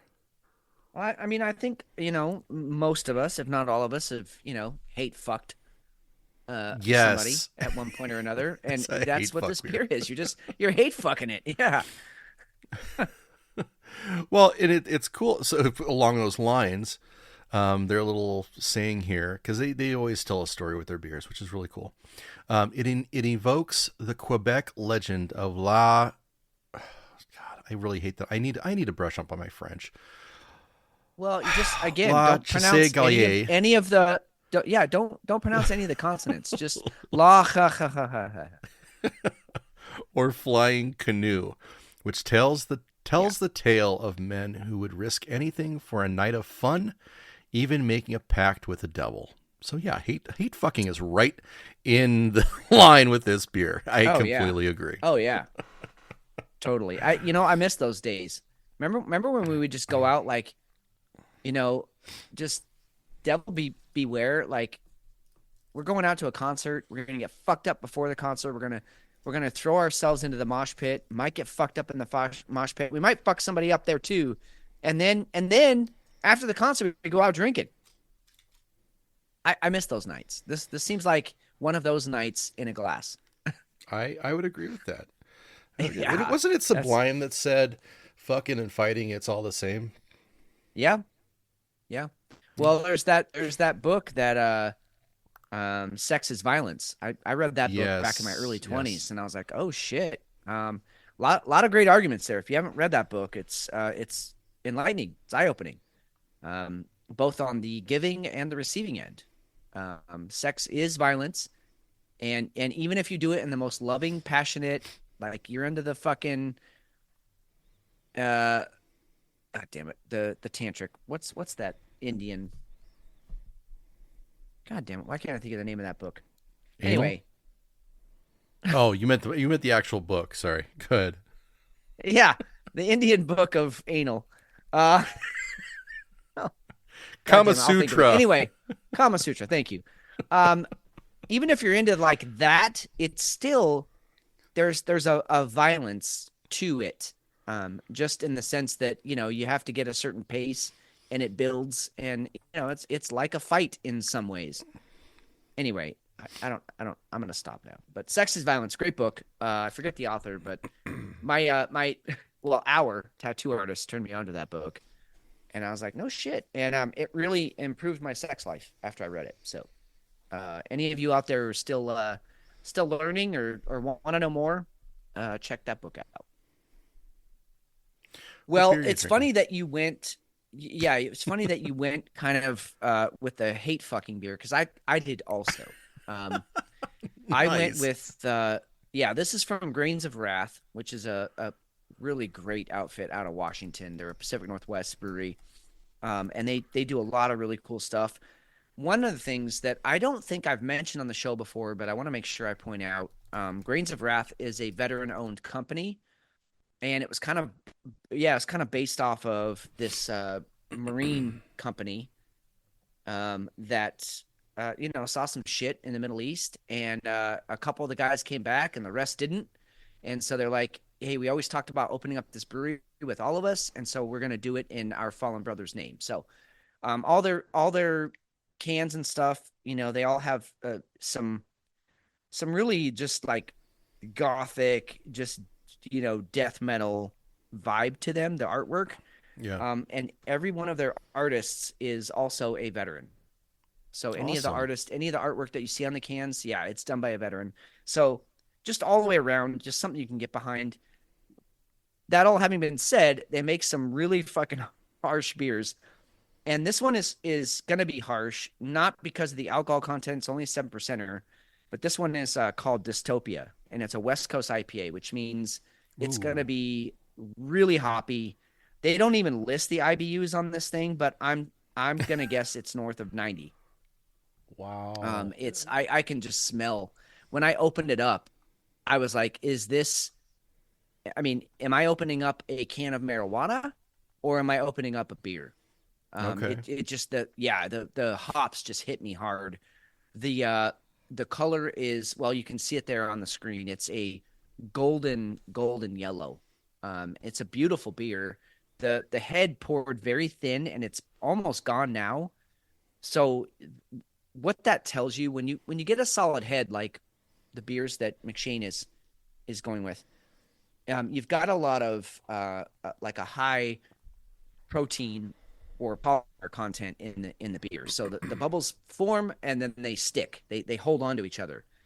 When you get one like this with the head that is there, but then it disappears quickly, you don't have a lot of those proteins, a lot of those polymers, which means you're going to get a much like a smoother experience. It's not going to be quite as, bubbly on the back of your throat. So, but I'm expecting, so what this one says here is a bold West Coast IPA featuring Simcoe, Sintra, and HBC 586 hops, which I have no idea what that is. I'm assuming it's some kind of end of the world military reference. I don't know. Yeah. I wonder if that's not one of their personal. It might be. Yeah, it might be. Bright flavors and aromatics of tropical punch, pine, mango, and citrus. The end is nigh. Drink beer, which I just figured this was perfect for this show tonight because the end is nigh, and we are absolutely drinking beer. So here we go. This is a treat. This is like your first IPA of the year, I think. I mean, as far as the show goes. You don't. Yeah, as far as 2024. No, and I try and stay away from West Coast IPAs. Again, this was a Grains of Wrath, and I pretty much, I'll support them whatever they make. They're just a really cool company. One of the pilgrimages that I want to make, and I would love to do it with you and Jefe here, is to drive up to their tap house. It's supposed to be a pretty great experience. So, all right. Okay, we do have a Jefe sighting, but quickly before Jefe comes in, this beer, the pine in this beer is almost overwhelming. This is a very, very hoppy beer. Again, I'm guessing IBUs over 90. But after the beer I just had, this is actually exactly what I wanted. Like, it's actually pleasurable. It's like, thank you. Yeah. Thank you, sir. May I have another? You want the pain of it, because it's cleansing. Like, all the evil spirits of my body are being flushed out with this beer. So, I like it. It's good. Very good. All right. Yeah. I like it. Jefe. Yes. What's the score, man? Are you winning? How did Fuckface go? Okay, so I was going in there, and I saw who was at the table, and there's a couple of decent, nothing great, but a couple of decent players there. And so I was like, okay, I'm just gonna take a deep breath. I'm just gonna go in there and just try to deal and just pretend he's not there, because he doesn't get in my head but I just know he's there, and I try to bury him, and it's hard to kill just one person at a table, right? So like I'm just gonna go in there and just try to deal and play, pay everybody. First hand, I give him his first card is a 5, which isn't ideal. It's not ideal, but you could get a 6 and then you got a double down hand. But the first card comes out and he throws his arms up like, why are you doing this? And right from there, it was just downhill. It was the greatest hits. It was who hired you, who gave you a job, shit like that. And I'm just like, and then he started with the, oh, good job. And I just turned to him and said, thank you. And the second time, he got up and stormed off. And I was like, okay, good, he's gone. And he comes right back because we're so busy, there's no fucking seats open. So he comes right back and he calls the pit boss over and asks for a new dealer. Oh, fucking dick. What a no, dick. That's awesome. Jefe wins. Jefe wins. Absolutely. Right. Good. I don't have to deal to your fucking pussy ass anymore. Well, no, she goes, yeah, in about 12 minutes, you'll get a new dealer. Oh! Yes. So that's beautiful. He asked who gave me a job again. And I said, well, that guy right there. And I pointed to, my pit boss. And then after I gave him a double down hand and he doubled and lost, he said, good job. And I said, thank you. I've been practicing. And he stands up. I'll shit you not. He stands up and he pulls out a wad of money out of his pocket and like puts it out towards me. And he goes, take this and go home. Take the money and go home. And I turned to him and I said, what does that mean? And he just turned around and walked away. So, did he leave the money on the table though? No. Oh, that's too bad. That would have been amazing. I would have taken it as a tip though, yeah. Oh yeah. I mean, it was a stack. There was 100 on the outside, but who knows? But then it's at least $100. It was probably 112. Whatever. Dude, you have his number. I love it. Yeah, I think you do. I think you're in his fucking head. I think you need to go into rent free. Remember, there was a few football teams that we would play where we just if they knew they were playing us, they got in each other's heads about us. Remember that? Yeah. And yeah, I mean, and so like we didn't have to say shit. We didn't have to talk shit. We went in quiet. We just did our work and we fucking killed him. I think that's how you just need to treat him from now on. You don't respond to anything he does. You're like a machine. You respond to every other player, but you don't even recognize he's there other than the fact that you're dealing him cards. Yeah. It was funny because after he, the first time he started in on something, I started getting like an adrenaline type rush. Like something was going to happen. It was really weird to calm myself down because I was really getting like almost shaky. Like I was about to fight the motherfucker, So yeah. I don't know what that was about, but maybe I was getting vibes from him like he really wanted to really kill me. But yeah, I think those were my vibes because I really need to get in a fight. I think you were feeling it from me. Jefe, I attribute this to Babe Ruth coming to the plate, or what's his name on the Knights? What was it? The Robert Redford movie when he called his shot. Yeah, he's the pointing natural. at the stands, the natural. Yes. Yeah. Because you called it on the show, and then you went in there and you threw down, and that was that. You fucked him up. Yeah. I might see him again tonight. We'll see. All right. Well, keep the we're gonna keep the vibes going and make sure that that's something that keep wrecking shop. That's we're living through you. Like imagine that's your existence. Like every weekend you show up to this casino, and you hope for the best, right? You hope you win some money, but when you don't, you have to belittle the dealer. Like it's not about Lady Luck or you go after the dealer. What a fucking sad, pathetic man. I'm not even gonna call him a man. What a sad, pathetic little boy. Yeah, he's just a little piece of shit, man. Ooh. Well, like I said, next time I'm in town, I'm just gonna show up. I'll be the guy next to him. He won't see it coming. It'll be great. Love it. Just talk shit. I need to get out there. I need to get out to that casino again. I haven't been out there since the last time. It's been probably about 6-7 months. Yeah, it's been a while. You know what? You know what would make everything better right now? What's that? A blowjob? A blowjob, but maybe a blowjob while I'm giving the farm report. Oh, hello. Let's hear it.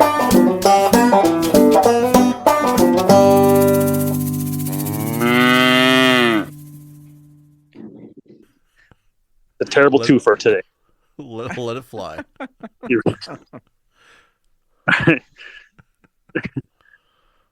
I fucking love that music. I'm sorry. Oh, me too. It's so good. I the first time I heard it, I laughed. Now I'm almost crying every time I hear it. It's so fucking good. Anyway. All right. So, did you know that a cow can drool up to 45 gallons of saliva a day? And also, bananas are berries, but strawberries are not. That's your farm report.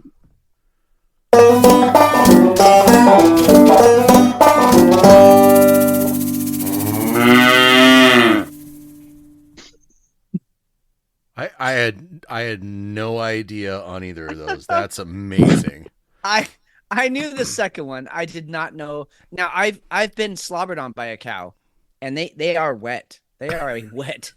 Yeah. Yeah, they're a wet animal. But yeah, I did know that strawberries were not a berry, but bananas are. But that's, you know what? I didn't learn that till I moved up here to Oregon, and people were like, "Hey, all berries grow well here except bananas don't." And I was like, "Bananas aren't berries." And I'm like, "Oh, actually they are." Here, let me show you what defines a berry. And I was like, "What about a strawberry?" And they're like, "Well, it's not actually a berry, but it does grow wild." Yeah. Oh my God. Yeah. Crazy. People, they were just like waiting to spring that on you, the new guy. Yeah.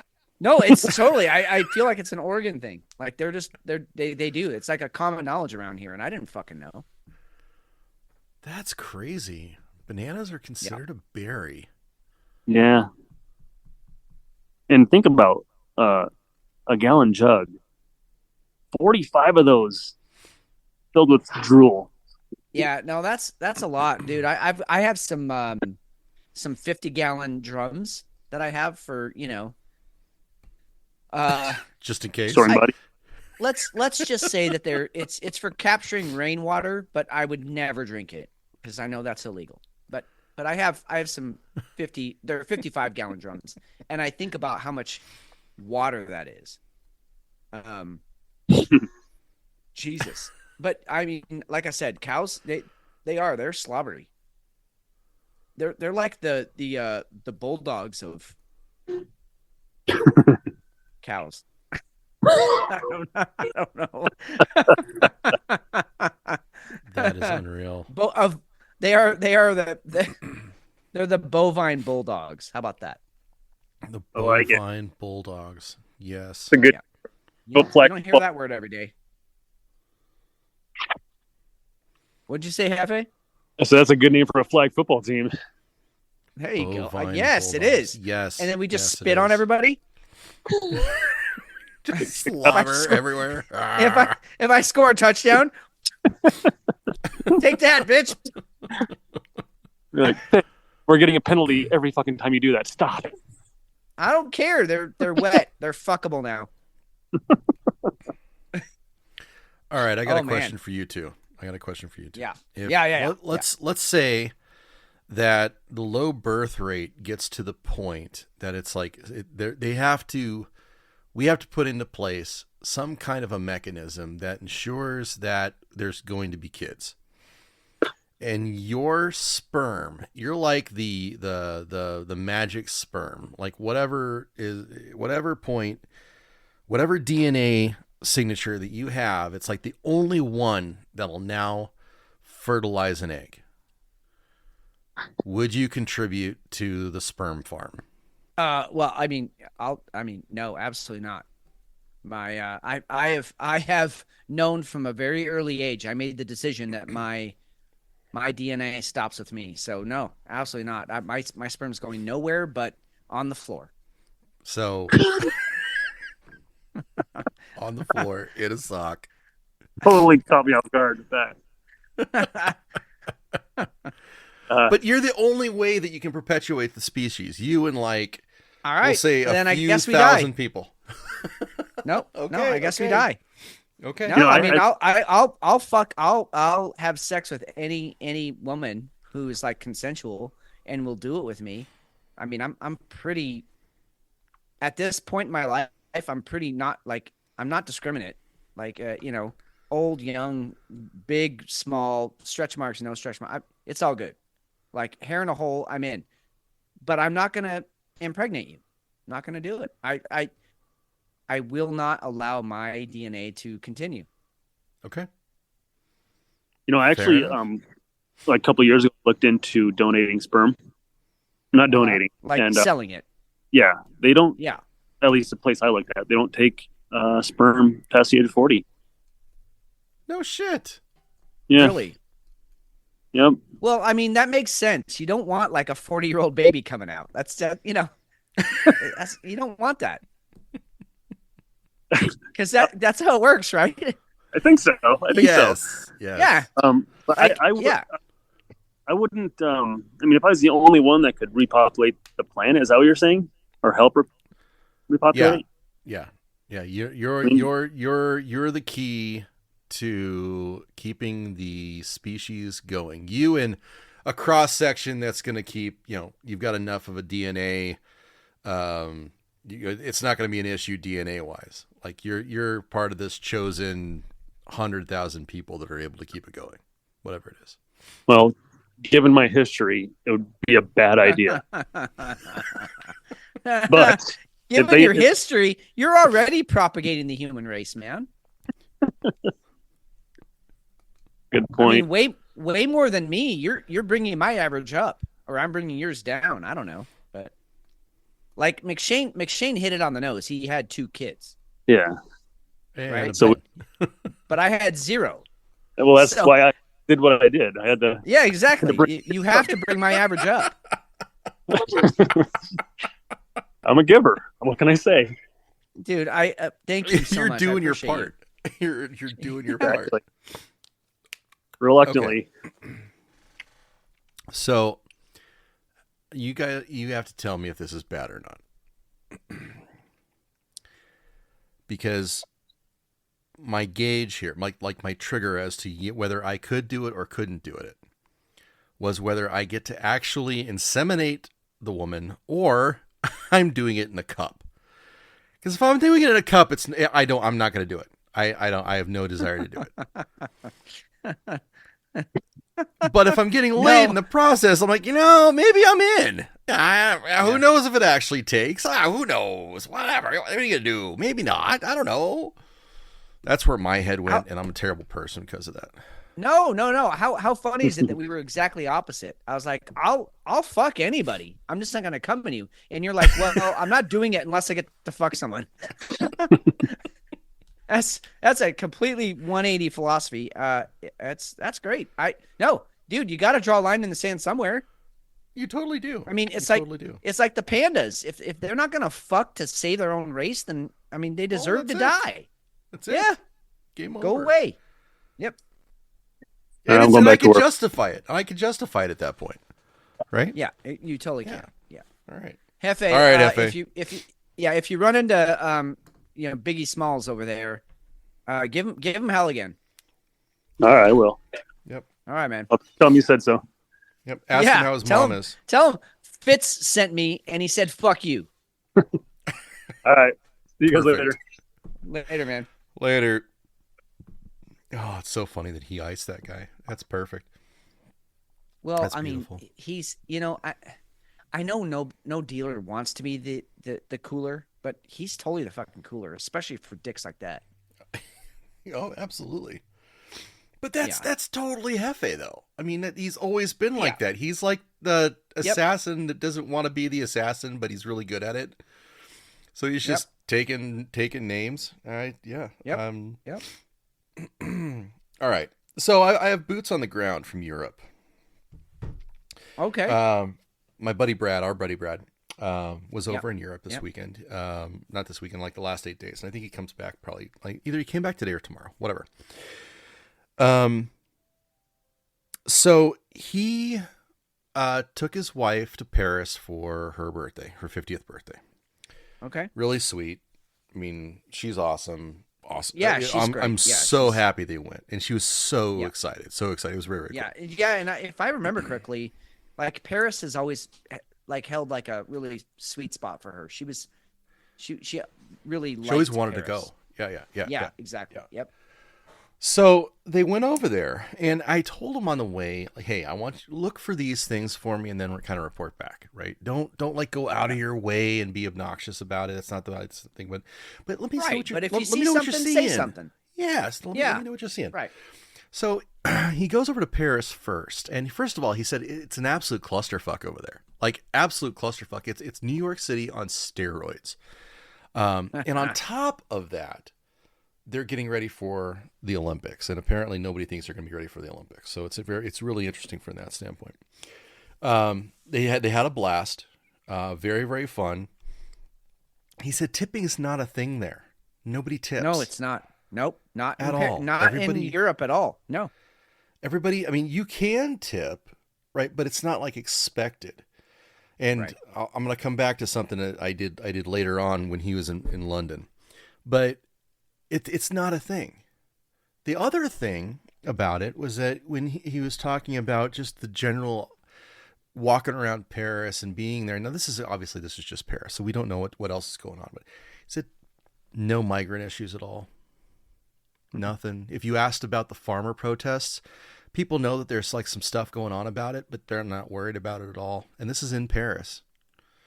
There's no talk about farmers shooting manure on buildings, on government buildings. None of that stuff hit it at all. Wow.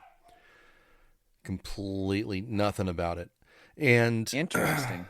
And Brad, he's boots on the ground, so he's walking around the city, and he's super smart guy. Love him. But he loves calling out bullshit too. Like super smart guy. And he's very engaged. He's very inquisitive, catches things that are kind of bizarre. And he's like, what the fuck is with that? And none of those bells were going off. So I'm curious. This brings up when we look at social media, we've got this trend, and we're going to go back to what's going on in London too. But I want to kind of keep in the back of our heads as we're doing the show going forward. And I think we have done a pretty substantial way of maintaining this, is that just because they're indie doesn't mean it's like doctrine. It doesn't mean this is something that's actually happening. We got to be really, really careful about our sources and things. Make sure we've got 4 or 5 sources that say, oh yeah, so this is totally happening, and make sure it's a thing. Right. But it's interesting. It was very interesting that's not getting into Paris. Now, I think that also kind of points to a disconnect with what happens, just like what we have here. When you talk about, you've got a very liberal base in major cities, right? New York, Chicago, Philadelphia, LA, San Francisco. They're disconnected from the more conservative areas. Right? They're not targeted. Right. What the fuck is targeted? They're not targeted by the liberal base they are in major thoroughfares. So I think there possibly could be some of that too.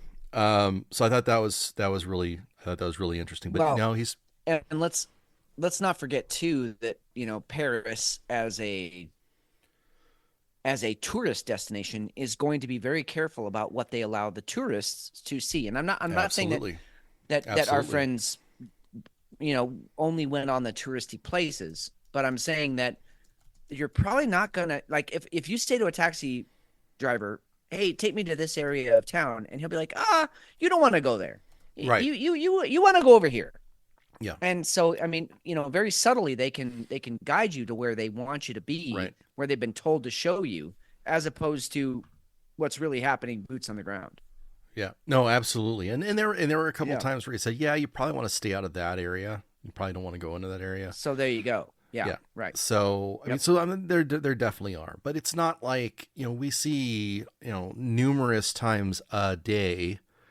And there's a couple of, was it Radio Genoa? I think that's one social media or one Twitter feed that has it's constantly against immigration, illegal immigration in Europe.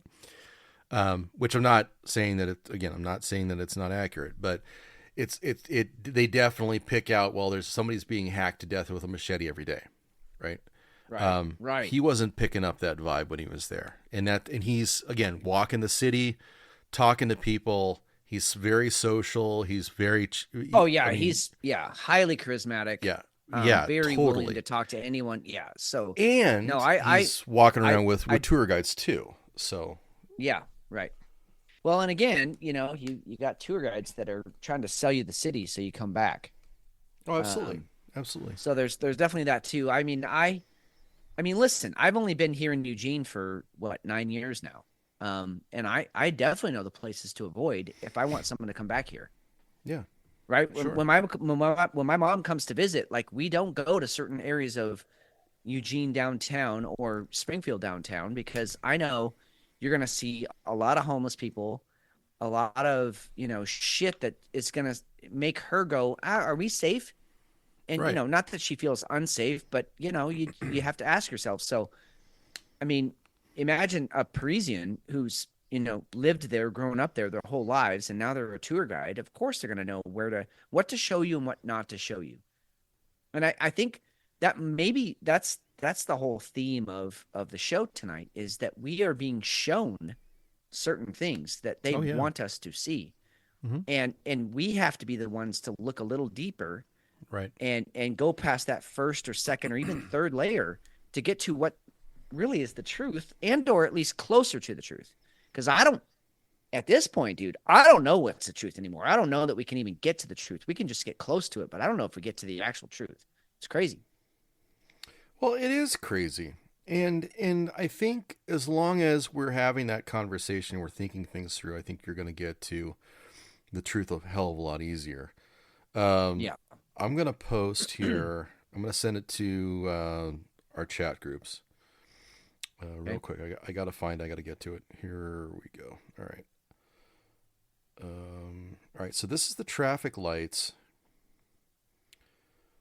And let me check the text real quick.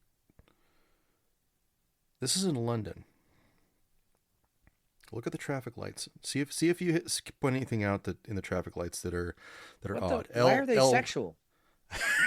You'll be able to see this in our Whiskey Hell chat. Why are they sexual? So that's the trans. That's the LGBTQ XYZ FLMNILOP crosswalk sign. So wait. That's in London, yes. Wait. So if I identify as, a white hetero, I can't go when that thing says green? Correct.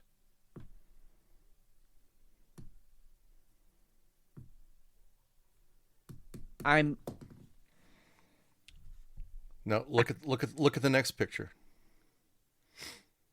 Yeah, like red I didn't is send you this one. Oh, I'm sorry. You know what? I sent you the male and female one. Hold on. There's one more. It gets better.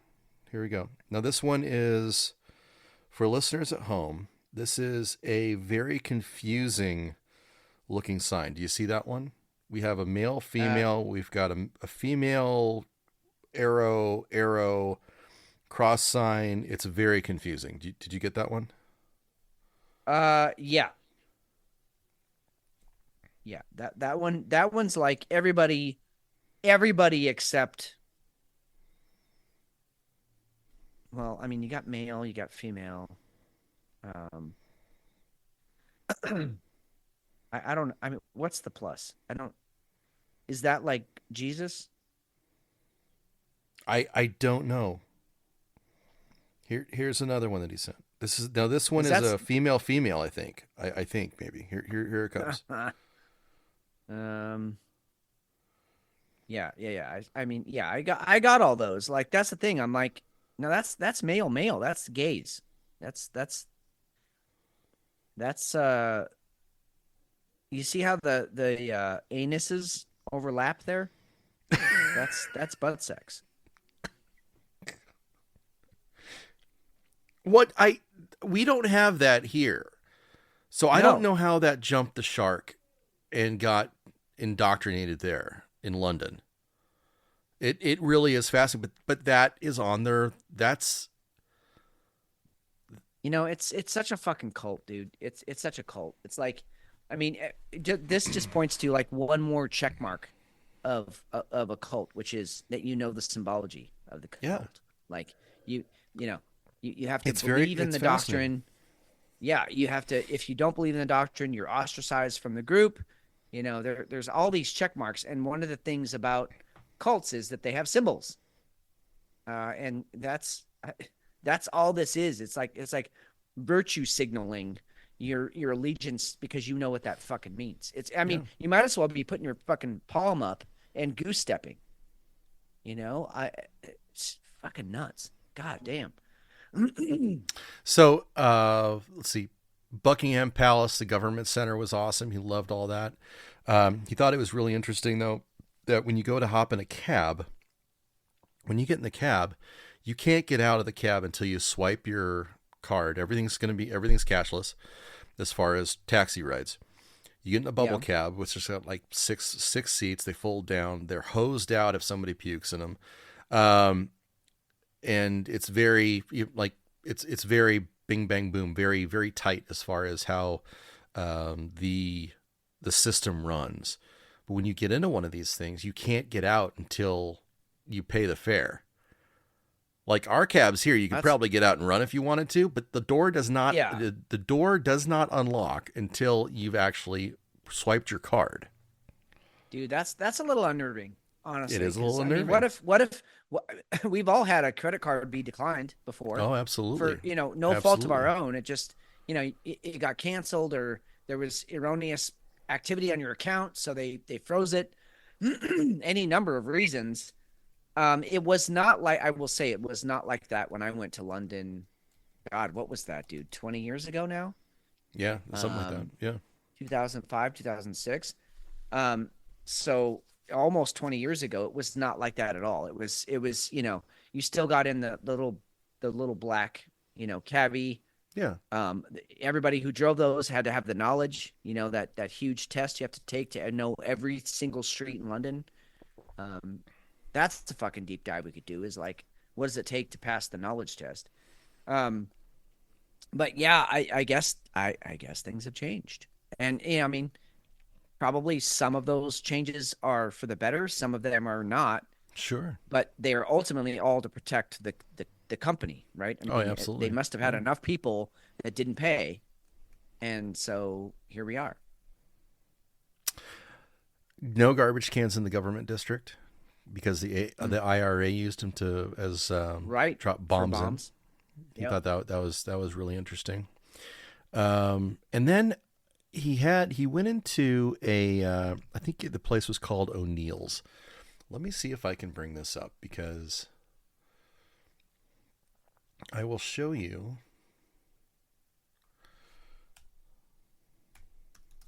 So when I was in London, the cheapest meal you could find, and I'm serious, this is exactly what happened, is we walked into a McDonald's, and the burgers, the Happy Meals, it would have been like $35-$40 for us to eat at McDonald's. But we went right down the street to an Indian restaurant, and the two of us ate for like $15 to $17. So the cheapest places were all the Indian, Pakistani, immigrants places. That's where you ate. So I'm wondering if that's still the case now or not. But so when he was, he gave me it was awesome. So he's sending me pictures, and quarter pounder, $6. Jesus. Or I'm sorry, 6 pounds. And right now the exchange rate is 79 cents to $1. So you can get a quarter pounder there for like $4.50, $4.75 or something, which way less expensive than here.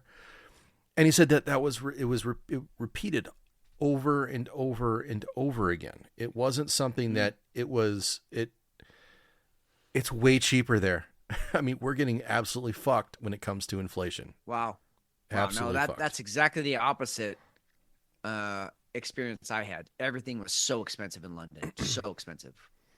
Yeah. Yeah, he gave me he sent me pictures from different coffee shops. And in fact, so this was the menu that he sent me. And he said, hey, I mean, I'm obviously in Gilbert, Arizona, right? And he was in this little place in London. And then he actually is in King's Cross. I think you've probably been through there, right? Yeah. Oh yeah. Great area of London. Great area. Okay. So he sits down there and goes, hey, I'm going to send you a link. See if you can buy me a beer. Like, all right. Yeah, fuck it. Whatever. So I ended up going through and I tried to buy him a beer, and I was able to buy him a fucking beer and order it to his table. Now, how they were doing it there, which this isn't science and fucking magic here. I mean, we have this especially in airports. You scan the code. Oh yeah. And you can order your beer to it, or whatever you're ordering. In this case, I was able to go on and I was able to actually follow the link that he sent me, and I was able to turn around and send him a beer right to his fucking table. I knew what table it was, and he had the beer within 2 minutes. Oh. And I ended up sending him like 2 or 3 more beers and a few drinks just to get him shitty. So, but it was interesting that they allow that, but you don't see stuff like that here necessarily, right? You don't see that. It's just a very different experience from what I can see. It's very different. Well, I think Europeans in general really get off on technology. I mean, you already have a bunch of Europeans getting the chip inserted underneath their skin, so they can just use their credit card by waving their hand over something. Yeah. So I mean, I see that a lot in Europe. They are attracted to novelty. So when something's novel, I mean, look at the car companies, MG, the John Cooper Minis, they were like these tiny little cars that were great in the streets, but they also could drive well, and they were a novelty. And they just happened to catch fire because enough people were like, oh, that's really fun to drive. It's not practical. You can't carry your groceries in it. You can't even have anything but your girl in the car with you. Because any more than that, you can't carry 3 people in that fucking car. But it's a novelty. It's fun to drive. And I feel like Europeans, and I'll say mostly Western Europeans, are more attracted to that novelty than we are here in the States. We still have, for the most part, we still have a practical side to us. We have like, Carhartt and Duluth Trading Company, these companies that are huge, that are making a lot of money selling really practical, hardy clothes, with a lot of pockets, and they'll survive anything. I mean, some of the Duluth stuff can even take a bullet, I mean, it's just, and they don't have that in Europe. They're much more about the flashiness and the novelty of things. Unless you get out in the rural areas and they're actual farmers, then yeah, they still wear overalls and rubber boots. So I don't know. It's definitely a cultural thing. It's very different, but eventually it will be here. Oh, totally. I mean, I don't doubt that. It'll be here. Well, I'm looking, I probably more now than ever, I would love to get over to Europe and just kind of see what's actually going. And a lot of it's because of the show, right? I want my own boots on the ground experience. So, but thank you, Brad, for bringing us some details. Huge shout out to Brad. Yeah, and I miss that dude. We had some good times. And he's somebody I've lost touch with. Just, I never had his number. Like, my connection to him was you. Right. And so we would all go hang out. And then once I, left Arizona, I never talked to him again, really. But anyway, huge shout out. Thanks for the boots on the ground report. That we need that shit. Where do you want to go? I feel like we need to touch on the liquid natural gas. Yeah, let's definitely hit that. Let's hit some of the economy stuff real quick. We don't have to linger on it, because I think if any of you out there want to know more, go to our show notes as usual, because they're thorough, and we've been collecting stuff all week, or B, just go out and do your own research, which we always encourage. Don't take our word for it, but there's plenty of stories out there about the stuff that we're going to talk about, and then also the stuff that we didn't get to. So yeah, let's hit the economy. Let's start with LNG. So liquid natural gas has actually hit its 3.5-year low. It's back to under $1.50, which is amazing. Jesus. We've kind of been on this for a few weeks because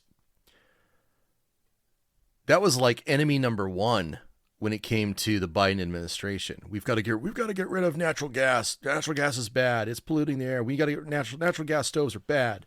We need everything to be electrical. Yeah, they were outlawing stoves. Yeah. So they've driven this into the ground now, which is great for power companies that have natural gas generation, because now That's they great can. For me, oh fucking A! I've got LNG coming right into this house that's running my furnace, and it keeps me warm. And our bill dropped. I'm not shitting you. It dropped 20% this month. That's fucking fantastic. Oh, it's great. It's great. So it's being run into the ground, and this is something that was supposed to be a huge climate boon like 4 or 5 years ago. All the power companies were investing in this stuff. We want natural gas. We want natural gas. We want natural gas. Because it burns clean. It does. It burns clean. But for whatever reason, this administration favors oil, bullshit wind, and bullshit solar. Yeah. Yeah, and that's just it. This is one of those stories that it just shows you, it pokes a giant hole in the CO2 argument, that CO2 is causing global warming. Well, liquid natural gas, when it burns, it creates another chemical you might know, H2O. It creates water when it burns. So, and yet they're still outlawing it because what's the last word in LNG? Gas. And so everybody equates it to a CO2, and so now it has to be outlawed. It has to be banned. We have to, ban gas stoves, all of it. And really, at the end of the day, it's one of the cleanest burning fuel sources we have, which is why all the power companies invested in it. And now it's being shunned. And it's just hilarious to me. It's like, we talked about it earlier in the week, but the dog does not wag the tail anymore. The tail is wagging the dog. It's crazy. So we've been trying to figure out why gas was dropping. We'd been trying to figure out why John Podesta was named the fucking climate czar. Yeah. John Podesta, this is a freebeacon.com. Go to freebeacon.com. This is the story. That's where the story is from. John Podesta was behind Biden's decision to pause natural gas exports. His lobbyist brother stands to benefit. Tony Podesta represents foreign companies involved in the natural gas industry. Of course he does. I mean, I don't know where to go with that, dude. It kind of speaks for itself. It does. There's no commentary. There is. No, there's no commentary necessary. You don't even have to read between the lines. Just read the lines. His brother stands to benefit. And when we say benefit, we don't mean a couple $1,000s or hey, he gets to send his kid to college. No, we're talking about probably hundreds of millions, maybe even billions of dollars that he gets to profit from this, which, I'm sorry, you're going to share with your brother. How fucking dumb. How infuriating that public policy is being dictated by who gets to make money off of it.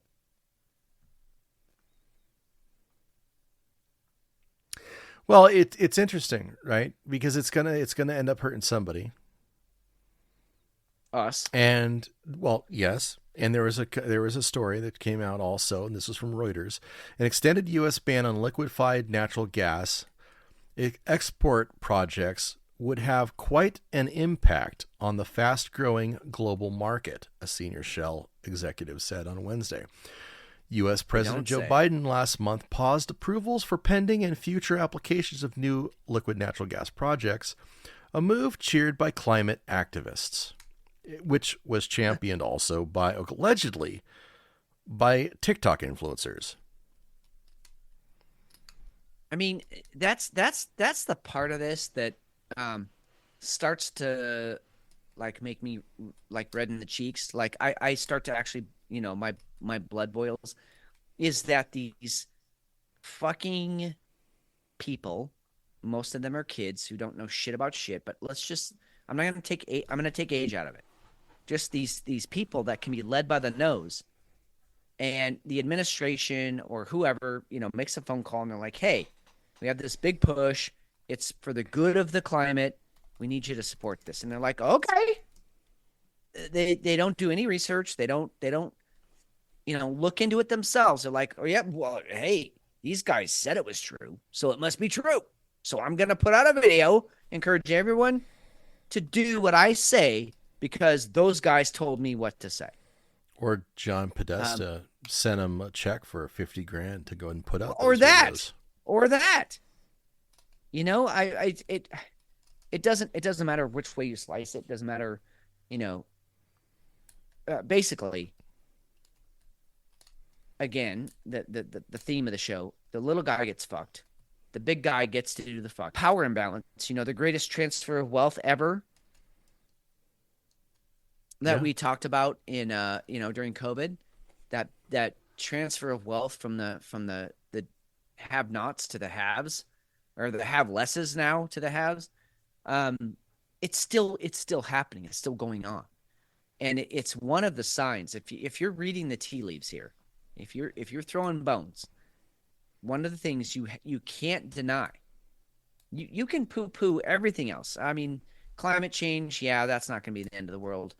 Yeah, Russia invading, there's probably not going to be a World War III. Israel, that's been there for thousands of years. But the one thing that tells you that shit's about to hit the fan is the fact that they are trying to, squeeze blood from a turnip here. Yes. They're still desperate. They are still, they're desperate. They're squeezing all of us for every single cent they can get because they know that the end is coming, that it's all going to collapse. And when it does, they have to have as much as possible, because if your dollar is worth a cent, literally, if the economy declines by 100%, well, then, $1 billion makes sense, because now you have 100 million and you can still be at the top of the heap. But if I only have, 50,000 and that goes down to 5,000, or no, it would be 500. I don't have shit anymore, and they have everything. So that's one of the telltale signs that this isn't a conspiracy theory. It's actual fact. The shit's coming down because they're trying to squeeze every little bit they can from us. And they're doing a good job, and we're letting them do it. And it sucks. Well, and along those lines, I think it's like we always say, follow the money, right? Yeah, right. JP Morgan Chase and institutional investors BlackRock and State Street Global Advisors on Thursday announced that they are quitting, or in the case of BlackRock, substantially scaling back involvement in a massive United Nations climate alliance formed to combat global warming through corporate sustainability agreements. Yeah, this was kind of shocking to me. And only in the sense, right? I mean, because like this is the big push that you're going to be part of this, global warming, DEI, ESG movement. And if you don't know what all those initials stand for, go look them up, because they all mean kind of the same thing, which is this woke cult. And so for these big players, and like when I say big, like the top of the top, which we talked about earlier in the show, top of the top big players are like, hey, we're losing money from this bullshit, so we're out. That's huge. And yet I don't see that filtering down to the rest of us. I just see them pulling out because it's losing them money. So they'll pull out of it, but they'll keep telling us that we need to subscribe to it. I think if I'm following the money, it's time to bail. That for anybody who has a 401k, anybody who has a, funds, firefighter funds, anything like that, that's in ESG, your money is about to get moved. I would wager that we're going to see a ton of money moved out of those sectors, and DEI and ESG is going to die. Yeah. The narrative, I think, may be over, which is going to be absolutely brutal. Yeah. Right. For the whole left, all of these people who have committed themselves, who have just gone all in on all of these different, just being extremists, just going so far to the left and being so cultish. Yeah. They're about to have we talk about rug pulls in stock market, in government, in economies. They're about to get rug pulled, and the crash is going to be enormous. Yeah. I wonder what the backlash, what the ripples are gonna show us, because I think there's some people that are so entrenched in the cult that even when the rug gets pulled, they'll be like, well, it's not our fault. I mean, that was definitely Trump. It was definitely Putin who created this problem, and that's why I lost my ass. That's why I don't have a retirement fund anymore, because of Putin, or whatever bad face they want to put on it. But I think there will be some people that will wake up from that and go, wait, what? So, okay, first of all, you told me the shots were 100% effective. You told me that the shots would prevent infection from other people. And you told me it would, protect my loved ones. And now none of that's true. And now I invested in all these companies that were DEI, ESG compliant, and now they all just went under. So I think some people will wake up from it. I mean, I think it will be a good thing. Although at the end of the day, it's a good thing on the, pulse of the nation sort of scale. But we are all going to pay. Like monetarily, we are all going to suffer for this because so many people bought into it that when it collapses, we're all going to have to suffer for it. Yep. I mean, it's a zero-sum game, and we don't hold any of the cards. Someone else is playing it, and it's still a zero-sum game. We don't win ever. We need to find what the next game is, though. We got to find what the next game is. What's going to be the next overarching narrative that's going to be driven? We had COVID, we had climate change, ESGs and DEI. Those are starting to die off. What's the next one? We could say it's war. Dude, we could say it's war. No. Here's what I'm putting my money on. What's it? This a weird concept, but just stick with me here. All right. It's called the Hunger Games. I don't know if you've read this book. Yeah. Okay. Or all of the books, or even seen the movies. There apparently is some motion pictures associated with this, but yeah. I feel like there's a Hunger Games scenario coming, and we're gonna have to give up our young people to go fight to the death just to pay. Just over food. Food yeah, and debt. We're gonna have to pay. Yeah, we're gonna have to pay for the wrongs that we committed to the rich. Because fuck, dude, you hate to say that a book like that, an idea like that, is prophetic, but fuck, man, it feels like we're plausible. Headed there. Yeah, it's plausible, right? All right, let's get into final thoughts. Whiskey Hill's final thoughts. My final thought, big thanks to Brad for the boots on the ground and taking a little time. Spoke to him for about 20 minutes. I think it was yesterday morning, actually, while he was knocking around London. And it was just cool getting the insight, and just really appreciate him taking the time out of his vacation to go and do that. So thanks. Final thoughts for me, and it's very short, is look for the narrative. It doesn't matter. Like you can go deeper if you want to look who's controlling the narrative, who's putting it out there. But at the end of the day, just look for the patterns, because at this point we're seeing through the matrix. We're predicting this shit before it happens. And again, we're just regular guys. Like we have day jobs, we have families, we have other lives besides this show. But what keeps us coming back to the show every night, and this weekend, 2 nights this weekend, is the fact that we're seeing patterns in the matrix. We're seeing patterns in the narrative. And we want to point them out to you all in the hopes that eventually you're going to see them before we do.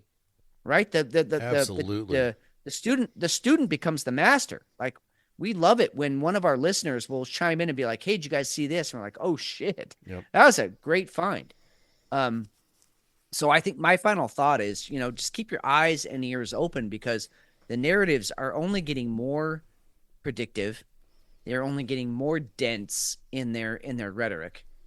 And we have to be more vigilant and be able to see the patterns coming before they happen. And then we can't be fooled by it. And then we can start a counter movement, a counter culture against what's happening. And that's definitely my final thought. Love it.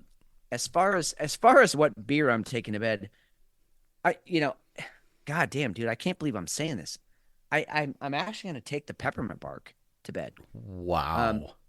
Yeah, she was light, she was airy. She's somebody that I can only handle, once a year.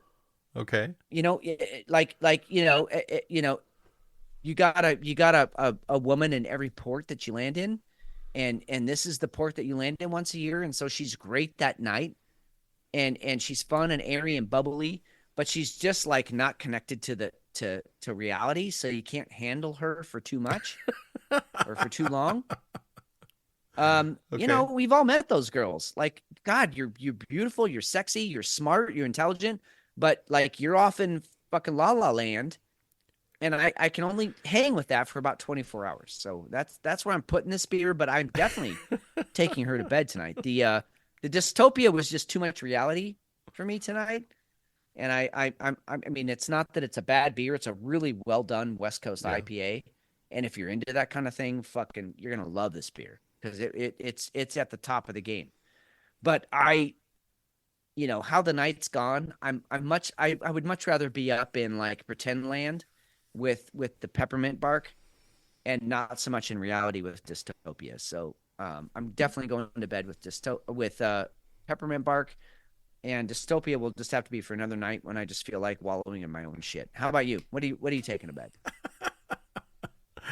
I'm taking the Tropistole. Okay. And all right. The reason being is I like both beers just fine. I lean towards strong ales a great deal more. I actually like the ABV of this more.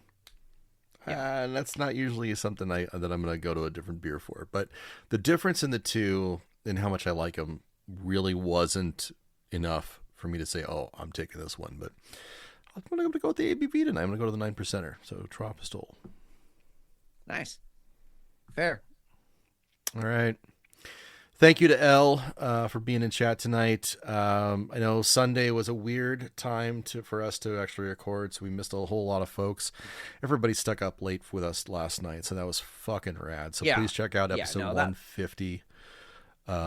Last night was so worth it, and I'm actually kind of honored that so few people joined tonight, because that means last night was that good. They didn't need us twice in one weekend. Once was enough. But totally. Elle, hey, I'm glad you keep coming back for more. Quick shout out to Beard, who was here for a little bit. No details, but dude, we're here for you. Our heart goes out to you. We love you, man. And if you need an ear to bend, just let us know. We're both really good listeners. So, yeah, just our hearts go out to you. Absolutely. I'm Steve McShane. I'm Fitz. Think critically. Act accordingly. We'll talk to you soon.